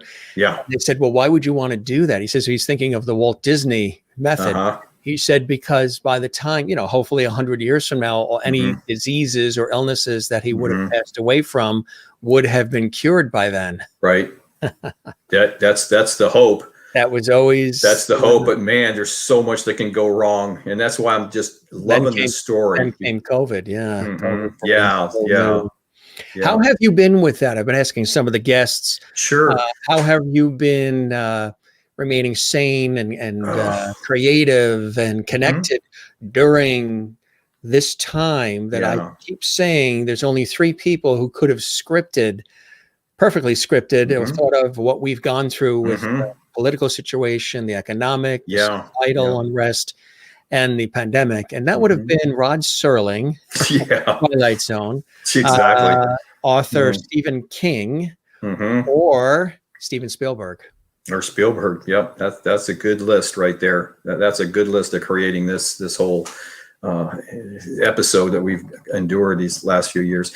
I'll tell you, Heart of Steel took me 3 years to write. White Skies, Black Mingo took me about 3 months to write because I had nothing else to do but keep my mind occupied. I mean, not that I didn't have time to spend with my family and stuff, but it really allowed me to focus and sit down and write the second book in record time. So that's kind of how I kept busy. I try to focus. My wife and I try to focus on the girls and making sure they're okay. Because one of the things I find, one of the things I worry about, COVID's a serious, threat. I mean, and real, folks are dying from it. It's real. But another big threat to our kids in this lockdown is depression and anxiety, and teen suicides have increased, and we've got to, maybe address that and look at that too. And hopefully get these kids back into school, and soon. I'm hoping, I'm praying. Social interaction and get it, because they need their social interaction. They need to be at school. They need to be out of the house, So that's, we try to get them out of the house as much as we can. We'll make trips to Arizona. My in-laws are in Yuma, and my other relatives are in Phoenix, and we have my stepmother's in Casa Grande, and so we try to get them out and get them out and about, but it's tough. The school's a big part of who they are.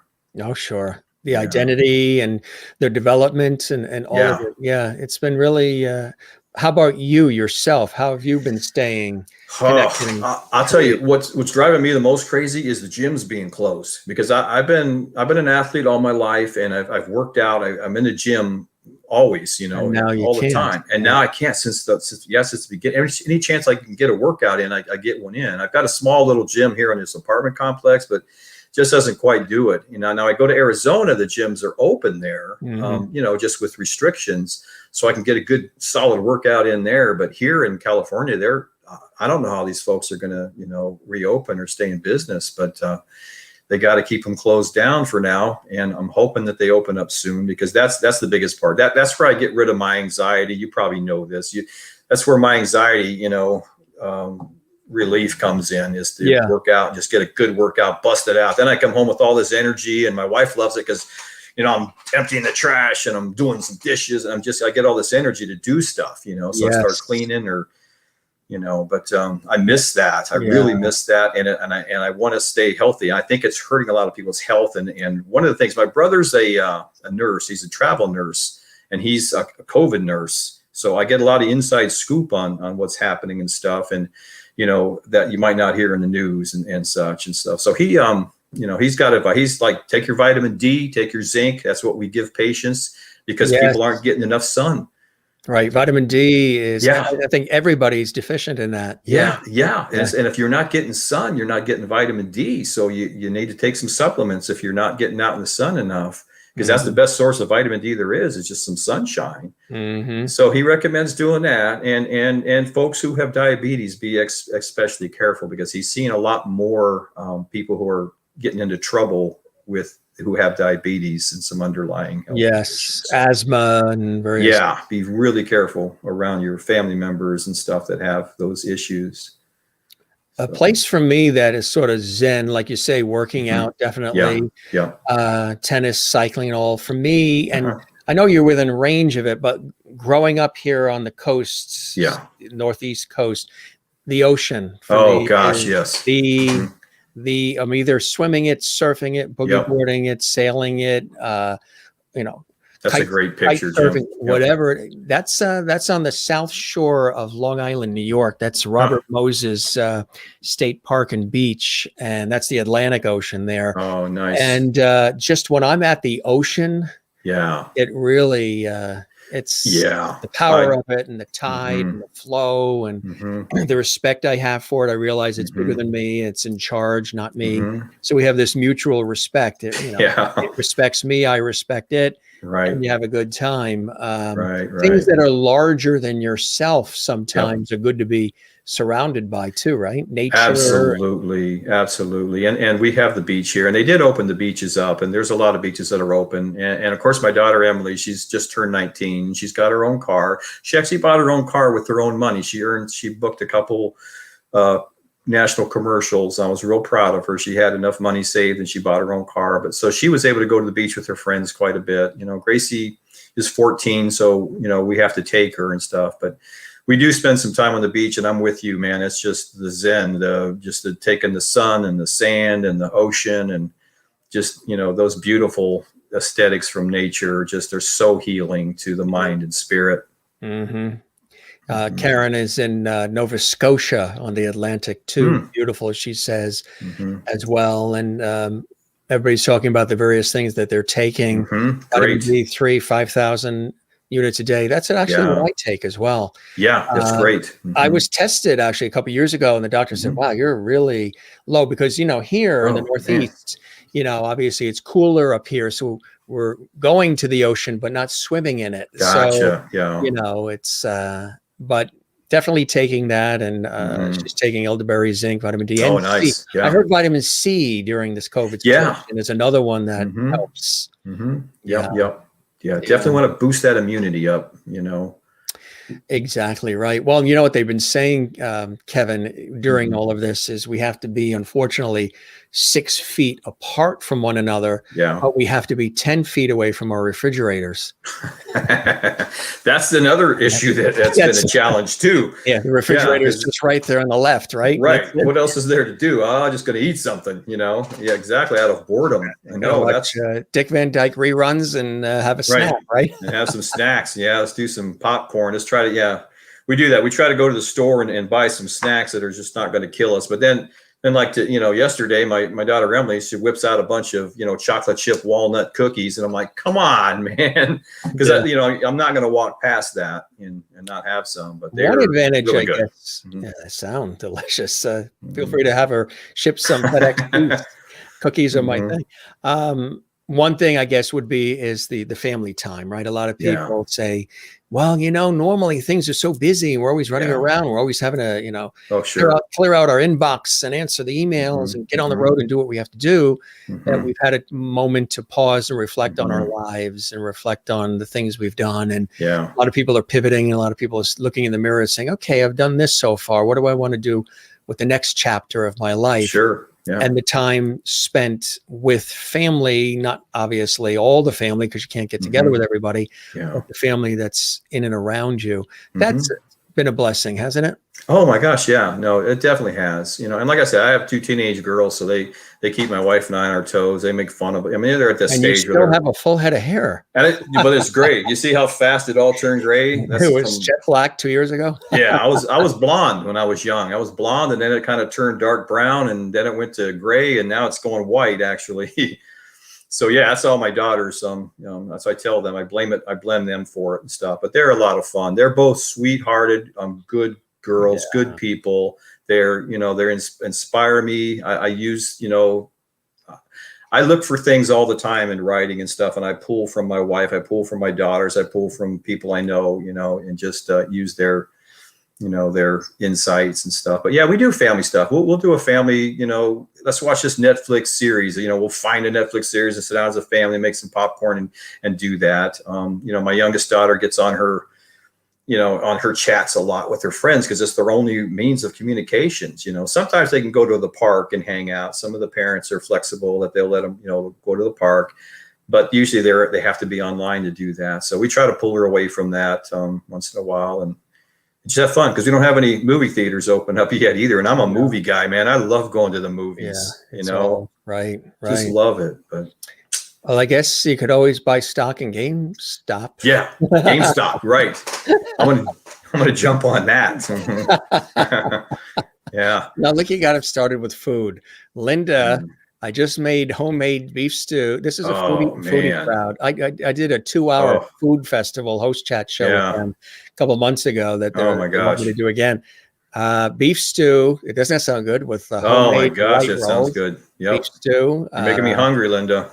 Linda in Florida and Renee and I, where we had meatloaf, baked potato, 7-layer lettuce salad for a 7. I've heard of a 7-layer cake, but I've never heard of I never heard of a 7-layer lettuce salad. How does that work? Yeah, make you veggie tray. Veggie all right. And Dreama says Oh, well, there it is. Let's jump down. Also does, What's for dinner? The highlight of my day.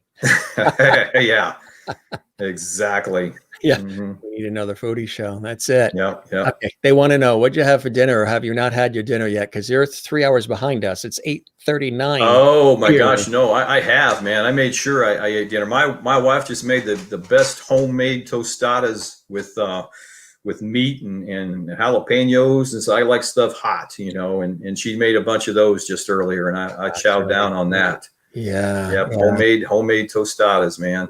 That sounds good. She's a great cook. I mean, that's a problem. When I first met her, I gained about 15 pounds. Problem. I told her, says, you got to stop cooking, because you put this stuff in front of me, I'm going to eat it. You're going to eat it, right? I had my son live with me at the time, and he's a grown man, and we're both gaining. He's laughing at me, but I'm saying, let's pull up your shirt, because you're gaining weight too, dude. So, and that was, she was just, killing us with love, and food.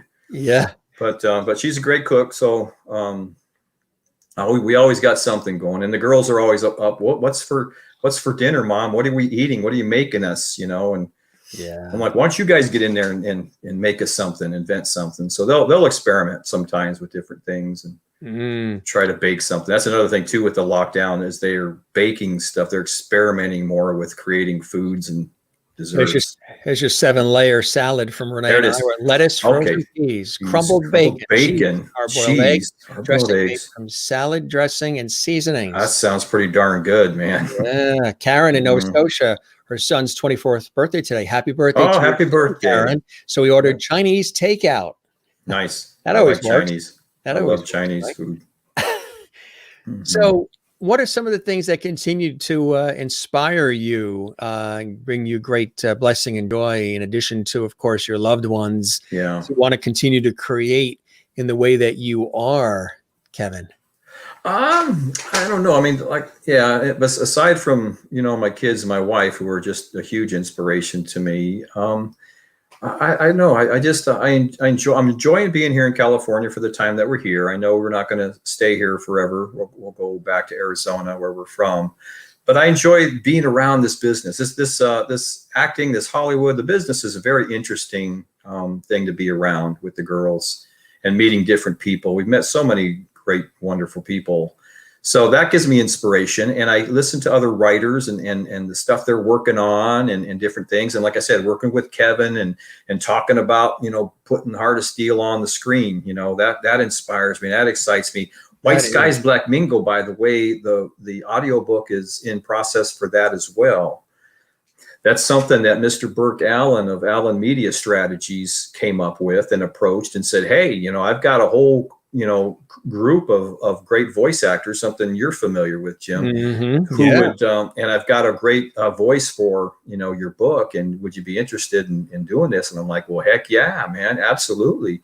So she got the first 3 chapters done, and they're solid, and they're just amazing. And then she got COVID. So poor thing's been on a timeout until she's trying to just now getting her voice back and stuff. So we're kind of on a timeout on that, but that's coming out. That'll be out this year too, the audiobook as well. And I'm excited about that. Just the next day. I get excited about stuff the next day, Jim. I think that's if people get too bored in their lives and stuff, just find one thing to get excited about for tomorrow. Just find one thing.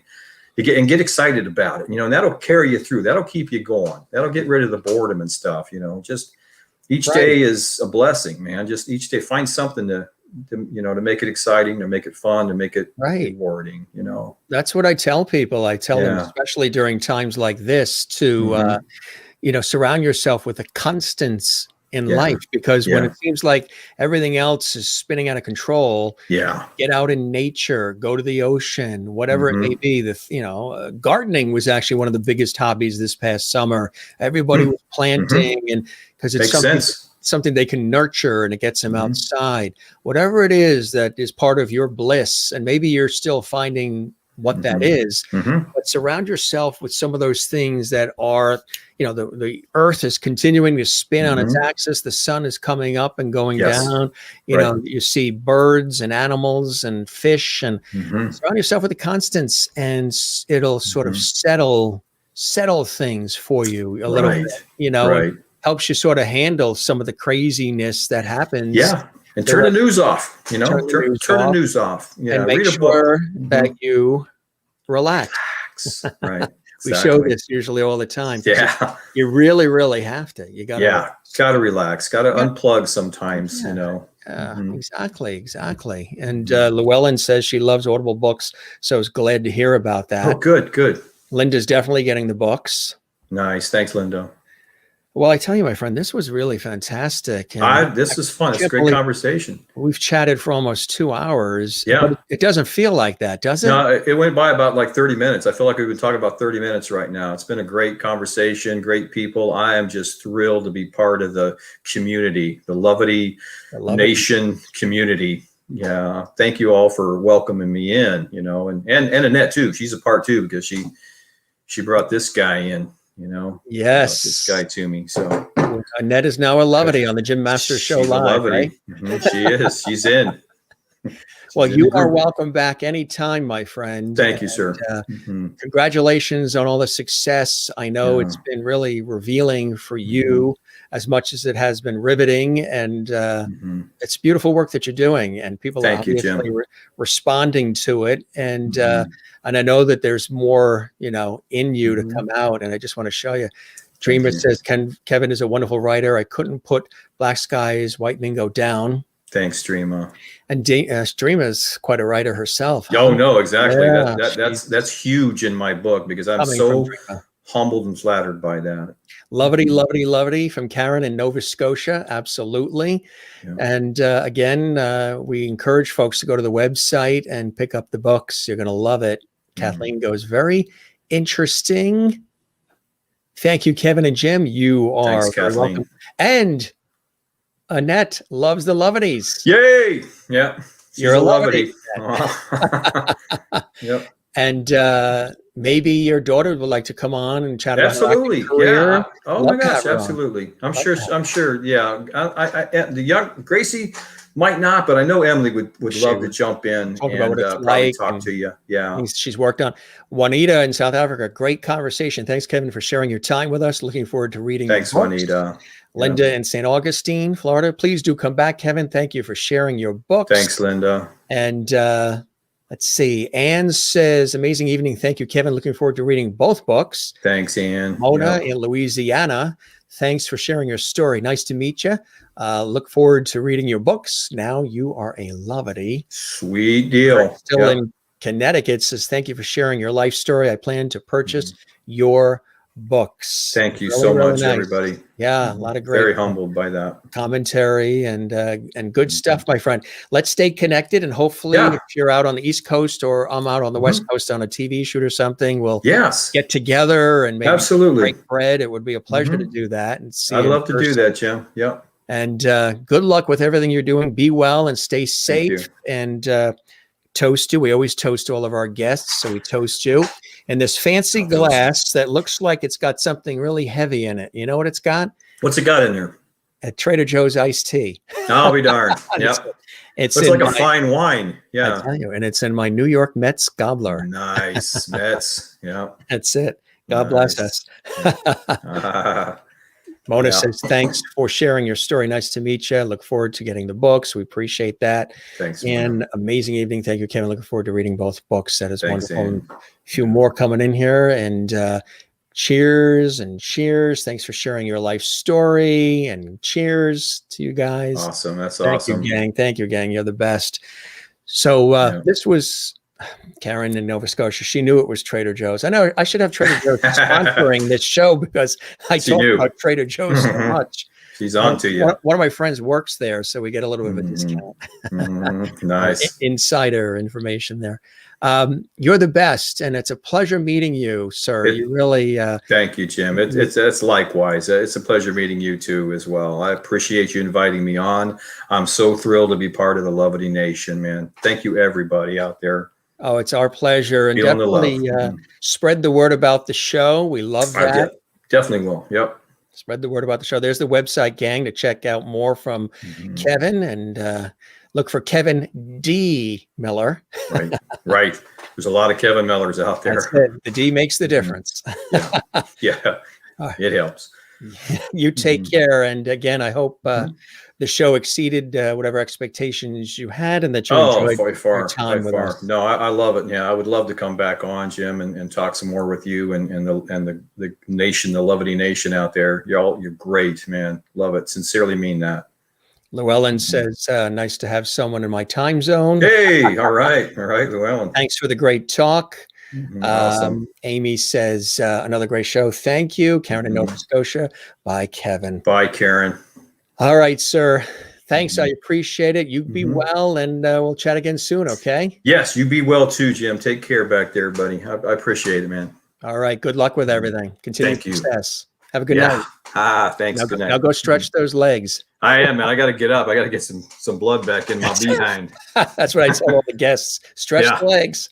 All Stretch right. your legs and yep, get the blood in. All right, Have a- sir. Take Thanks, care. Jim. Take care, buddy. Bye-bye. Great guest, great conversation. And again, that's author Kevin D. Miller. And if you'd like to see the covers of the books again, if you're going to be searching for those books, Heart of Steel, based on a true story, historical fiction, and White Skies, Black Mingo by our great guest, Kevin D. Miller. We thank him for joining us, and a great conversation, right? He learned so much about his family as he was writing and researching Heart of Steel, and some riveting things as well. Don't know if you ever thought about doing anything similar, with your family, but it's really, really cool when you get a chance to do that.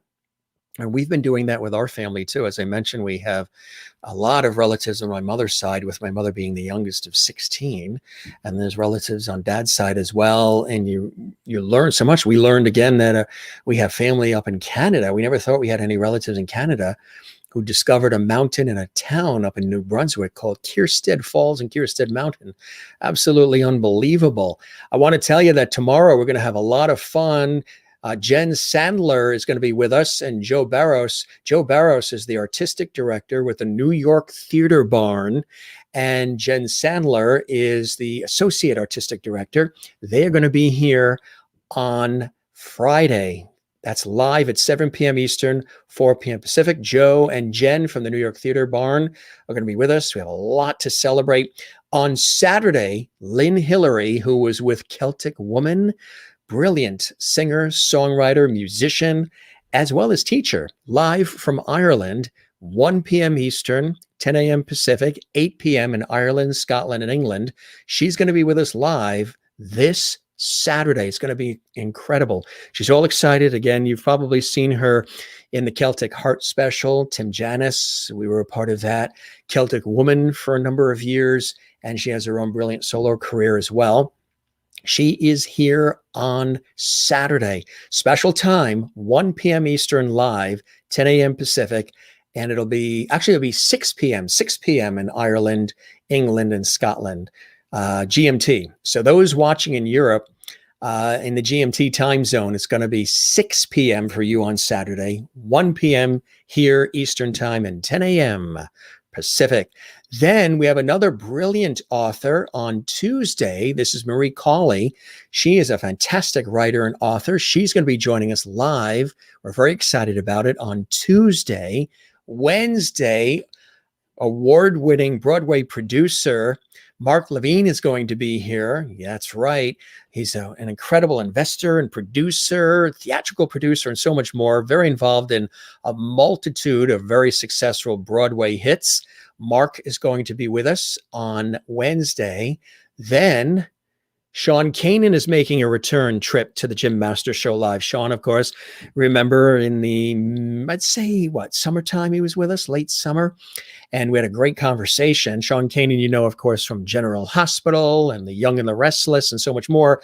But he's also been working on some other really cool projects. And he's excited. He actually, the last time he was on, he said, "Hey, Jim, when can I come back?" It seems like a lot of the guests that join us here on the show, they like to come back. And that's really a testament to the show. We really appreciate that. So Sean is coming back next Thursday. That's next Thursday, 7 p.m. Eastern, 4 p.m. Pacific, here on the Jim Masters Show Live. You know who else is going to be joining us? Cammie Kotler. You know her from The Waltons. That's right. Cammie's going to be with us, and she starred in The Waltons, and she is joining us here on the Jim Masters Show live next Friday. That's right. A week from tomorrow. A week from tomorrow, she's going to be here. And there she is on the right when she was in The Waltons, and there she is today.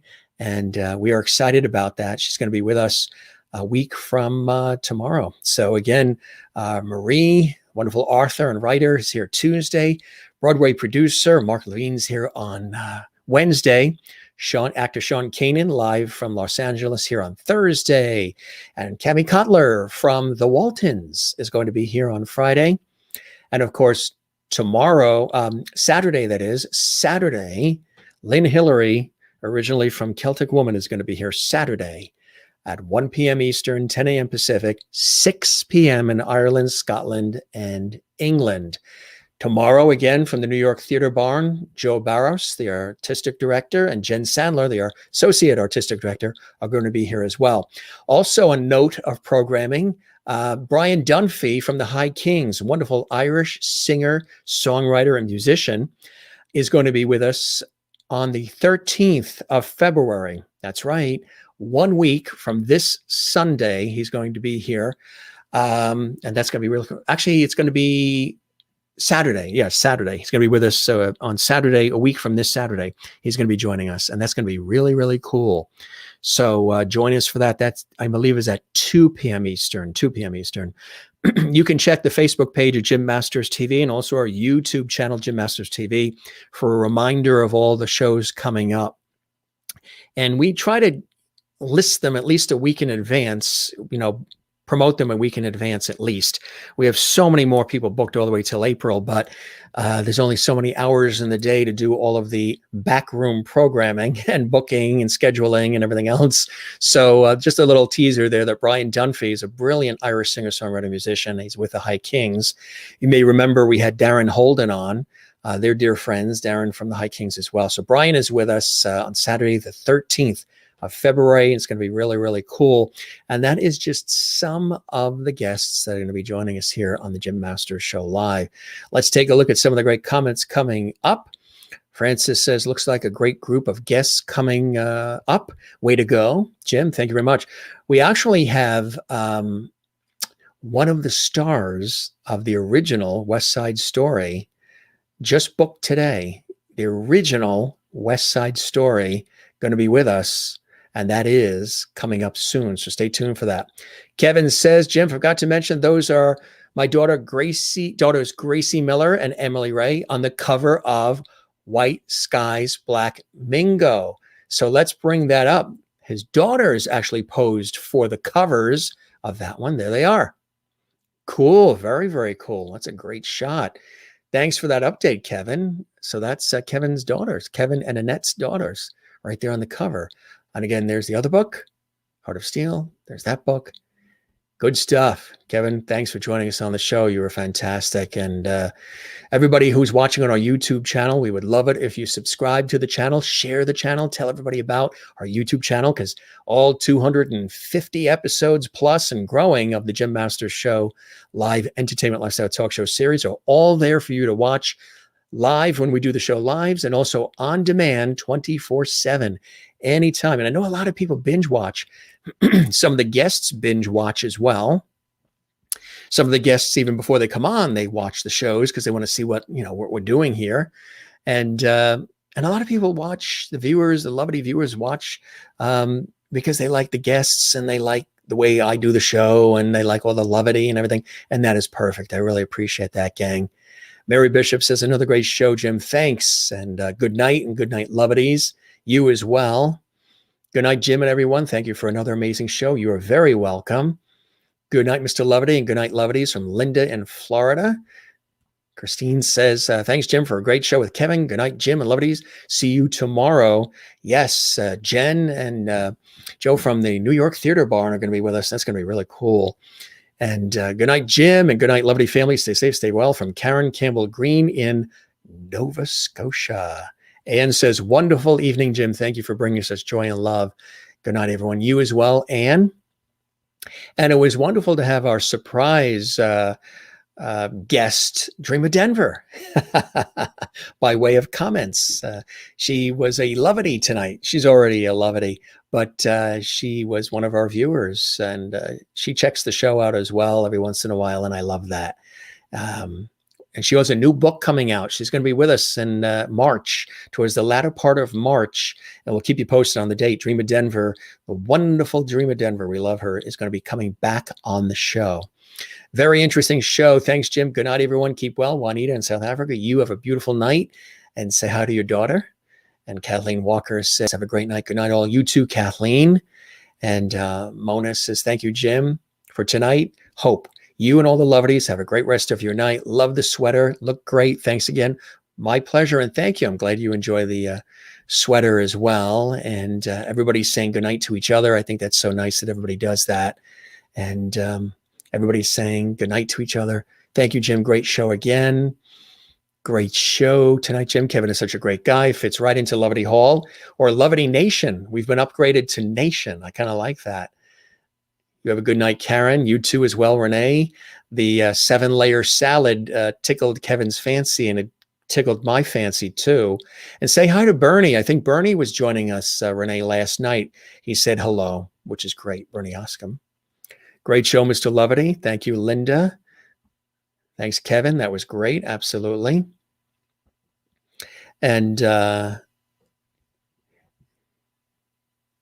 actually, no, I'm not getting a discount because I promote anything about Trader Joe's. They don't give me a discount. My friend happens to work there, and because he's an employee, he gets a discount.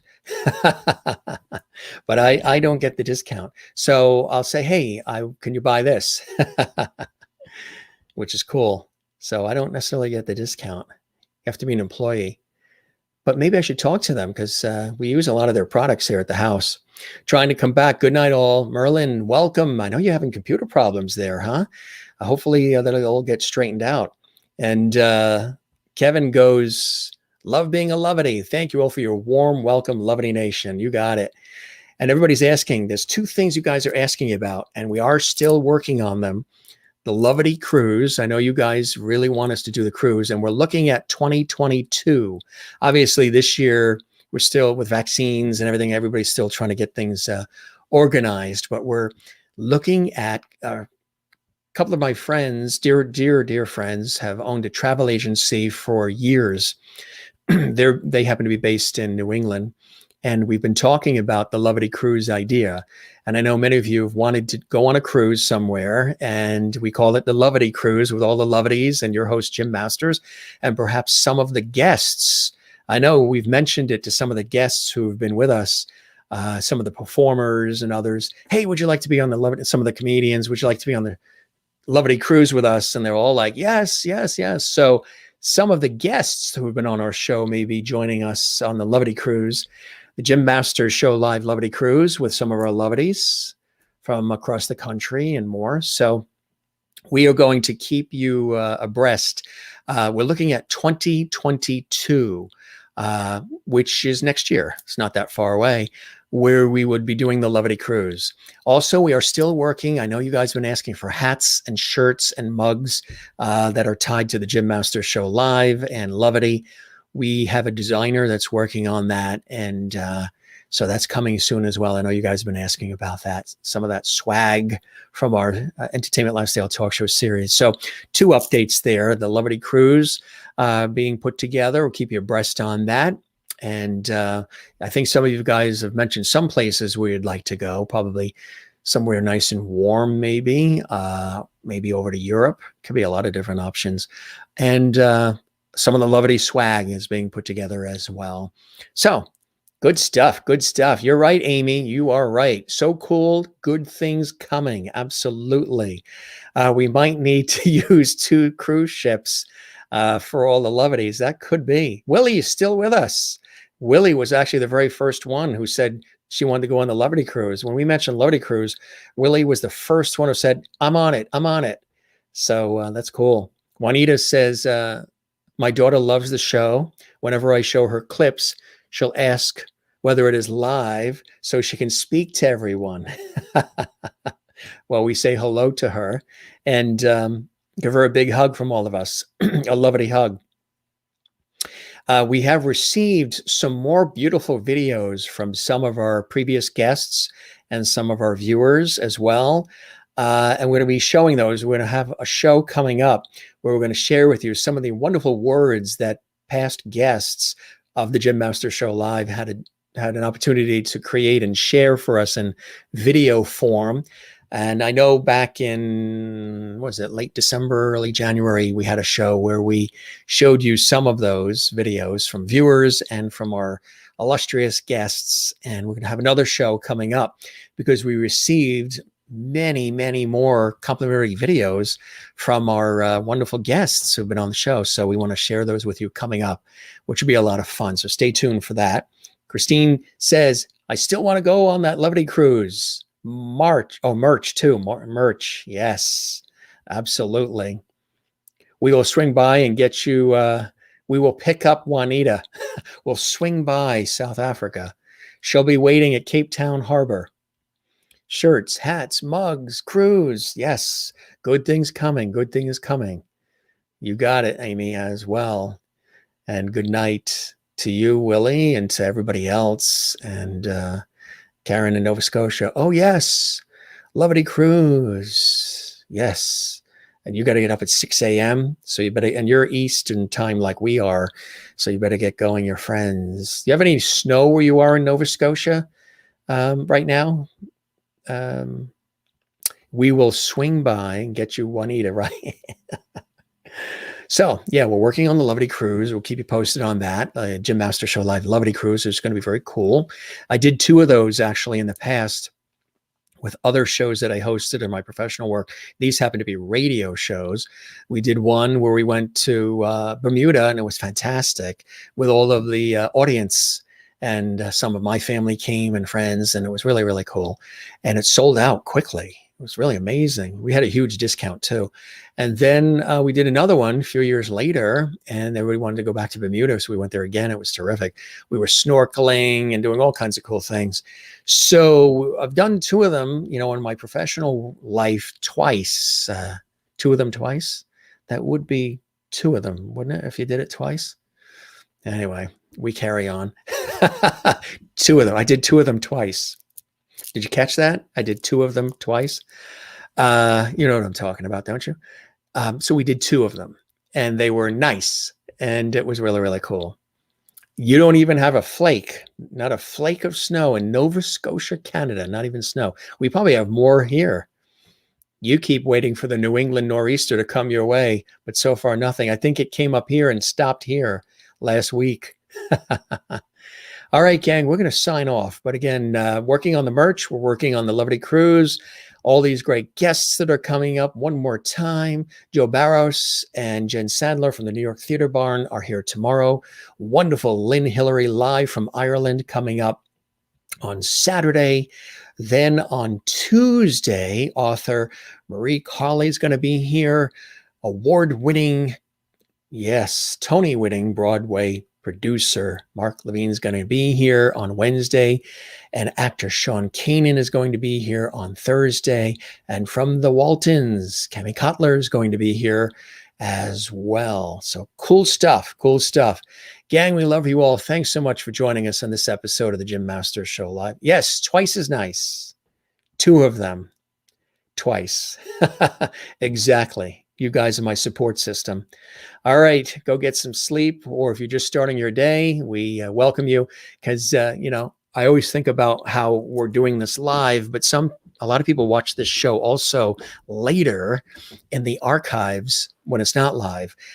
So this could be somebody, you might be watching the show at 4:00 in the morning where you are, or 11 in the afternoon, or 11 in the morning, 2 in the afternoon, whatever it may be. So whatever time it is, as long as you're enjoying our entertainment lifestyle talk show series, we'll keep doing this for you. It's a heck of a lot of fun, a lot of work behind the scenes, but it's a lot of fun. And knowing that we're reaching all of you around the world and inspiring you and having some laughs, and we're all always learning something every day too on this series, aren't we? Bringing back the lost art of conversation with levity and levity. Every show is something different. Every format, every theme is different.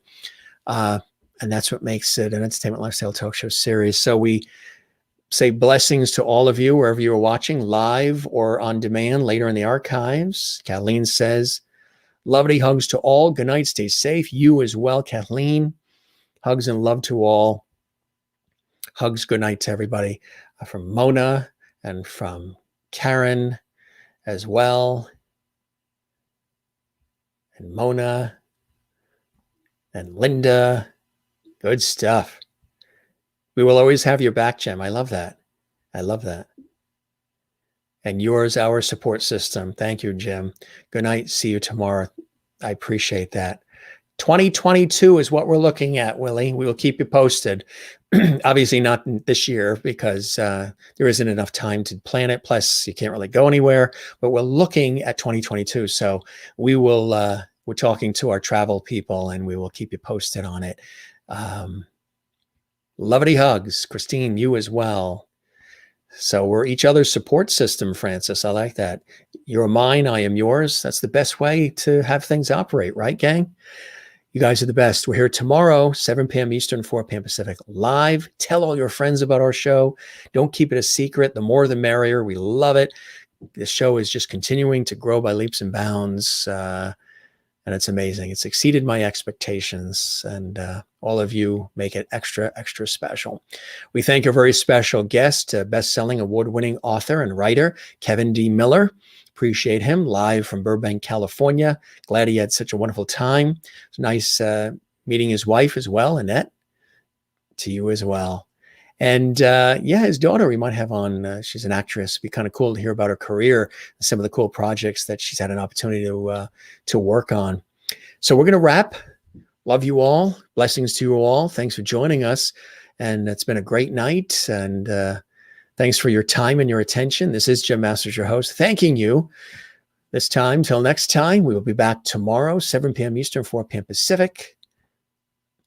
Thank you very much, Karen in Nova Scotia.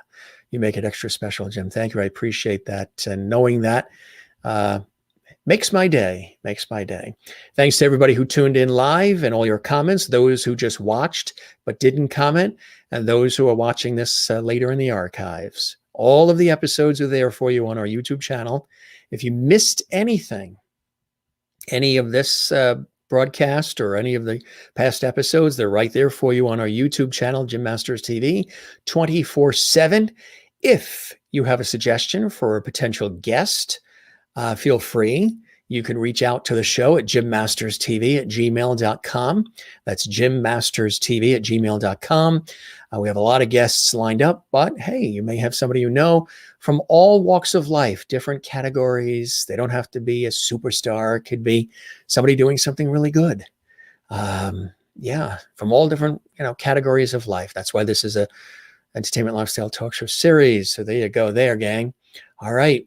We shall see you. Hopefully you're here. If you're not, have a wonderful Friday, and we'll see you on Saturday. Again, Saturday, just to recapitulate, because it is a different time. Saturday, we're going to be on at 1 p.m. Eastern, 10 a.m. Pacific, and that will be 6 p.m. in Ireland, Scotland, and England, because our wonderful guest, Lynn Hillary, wonderful singer, songwriter, musician, she's going to play live, too. She's going to perform live.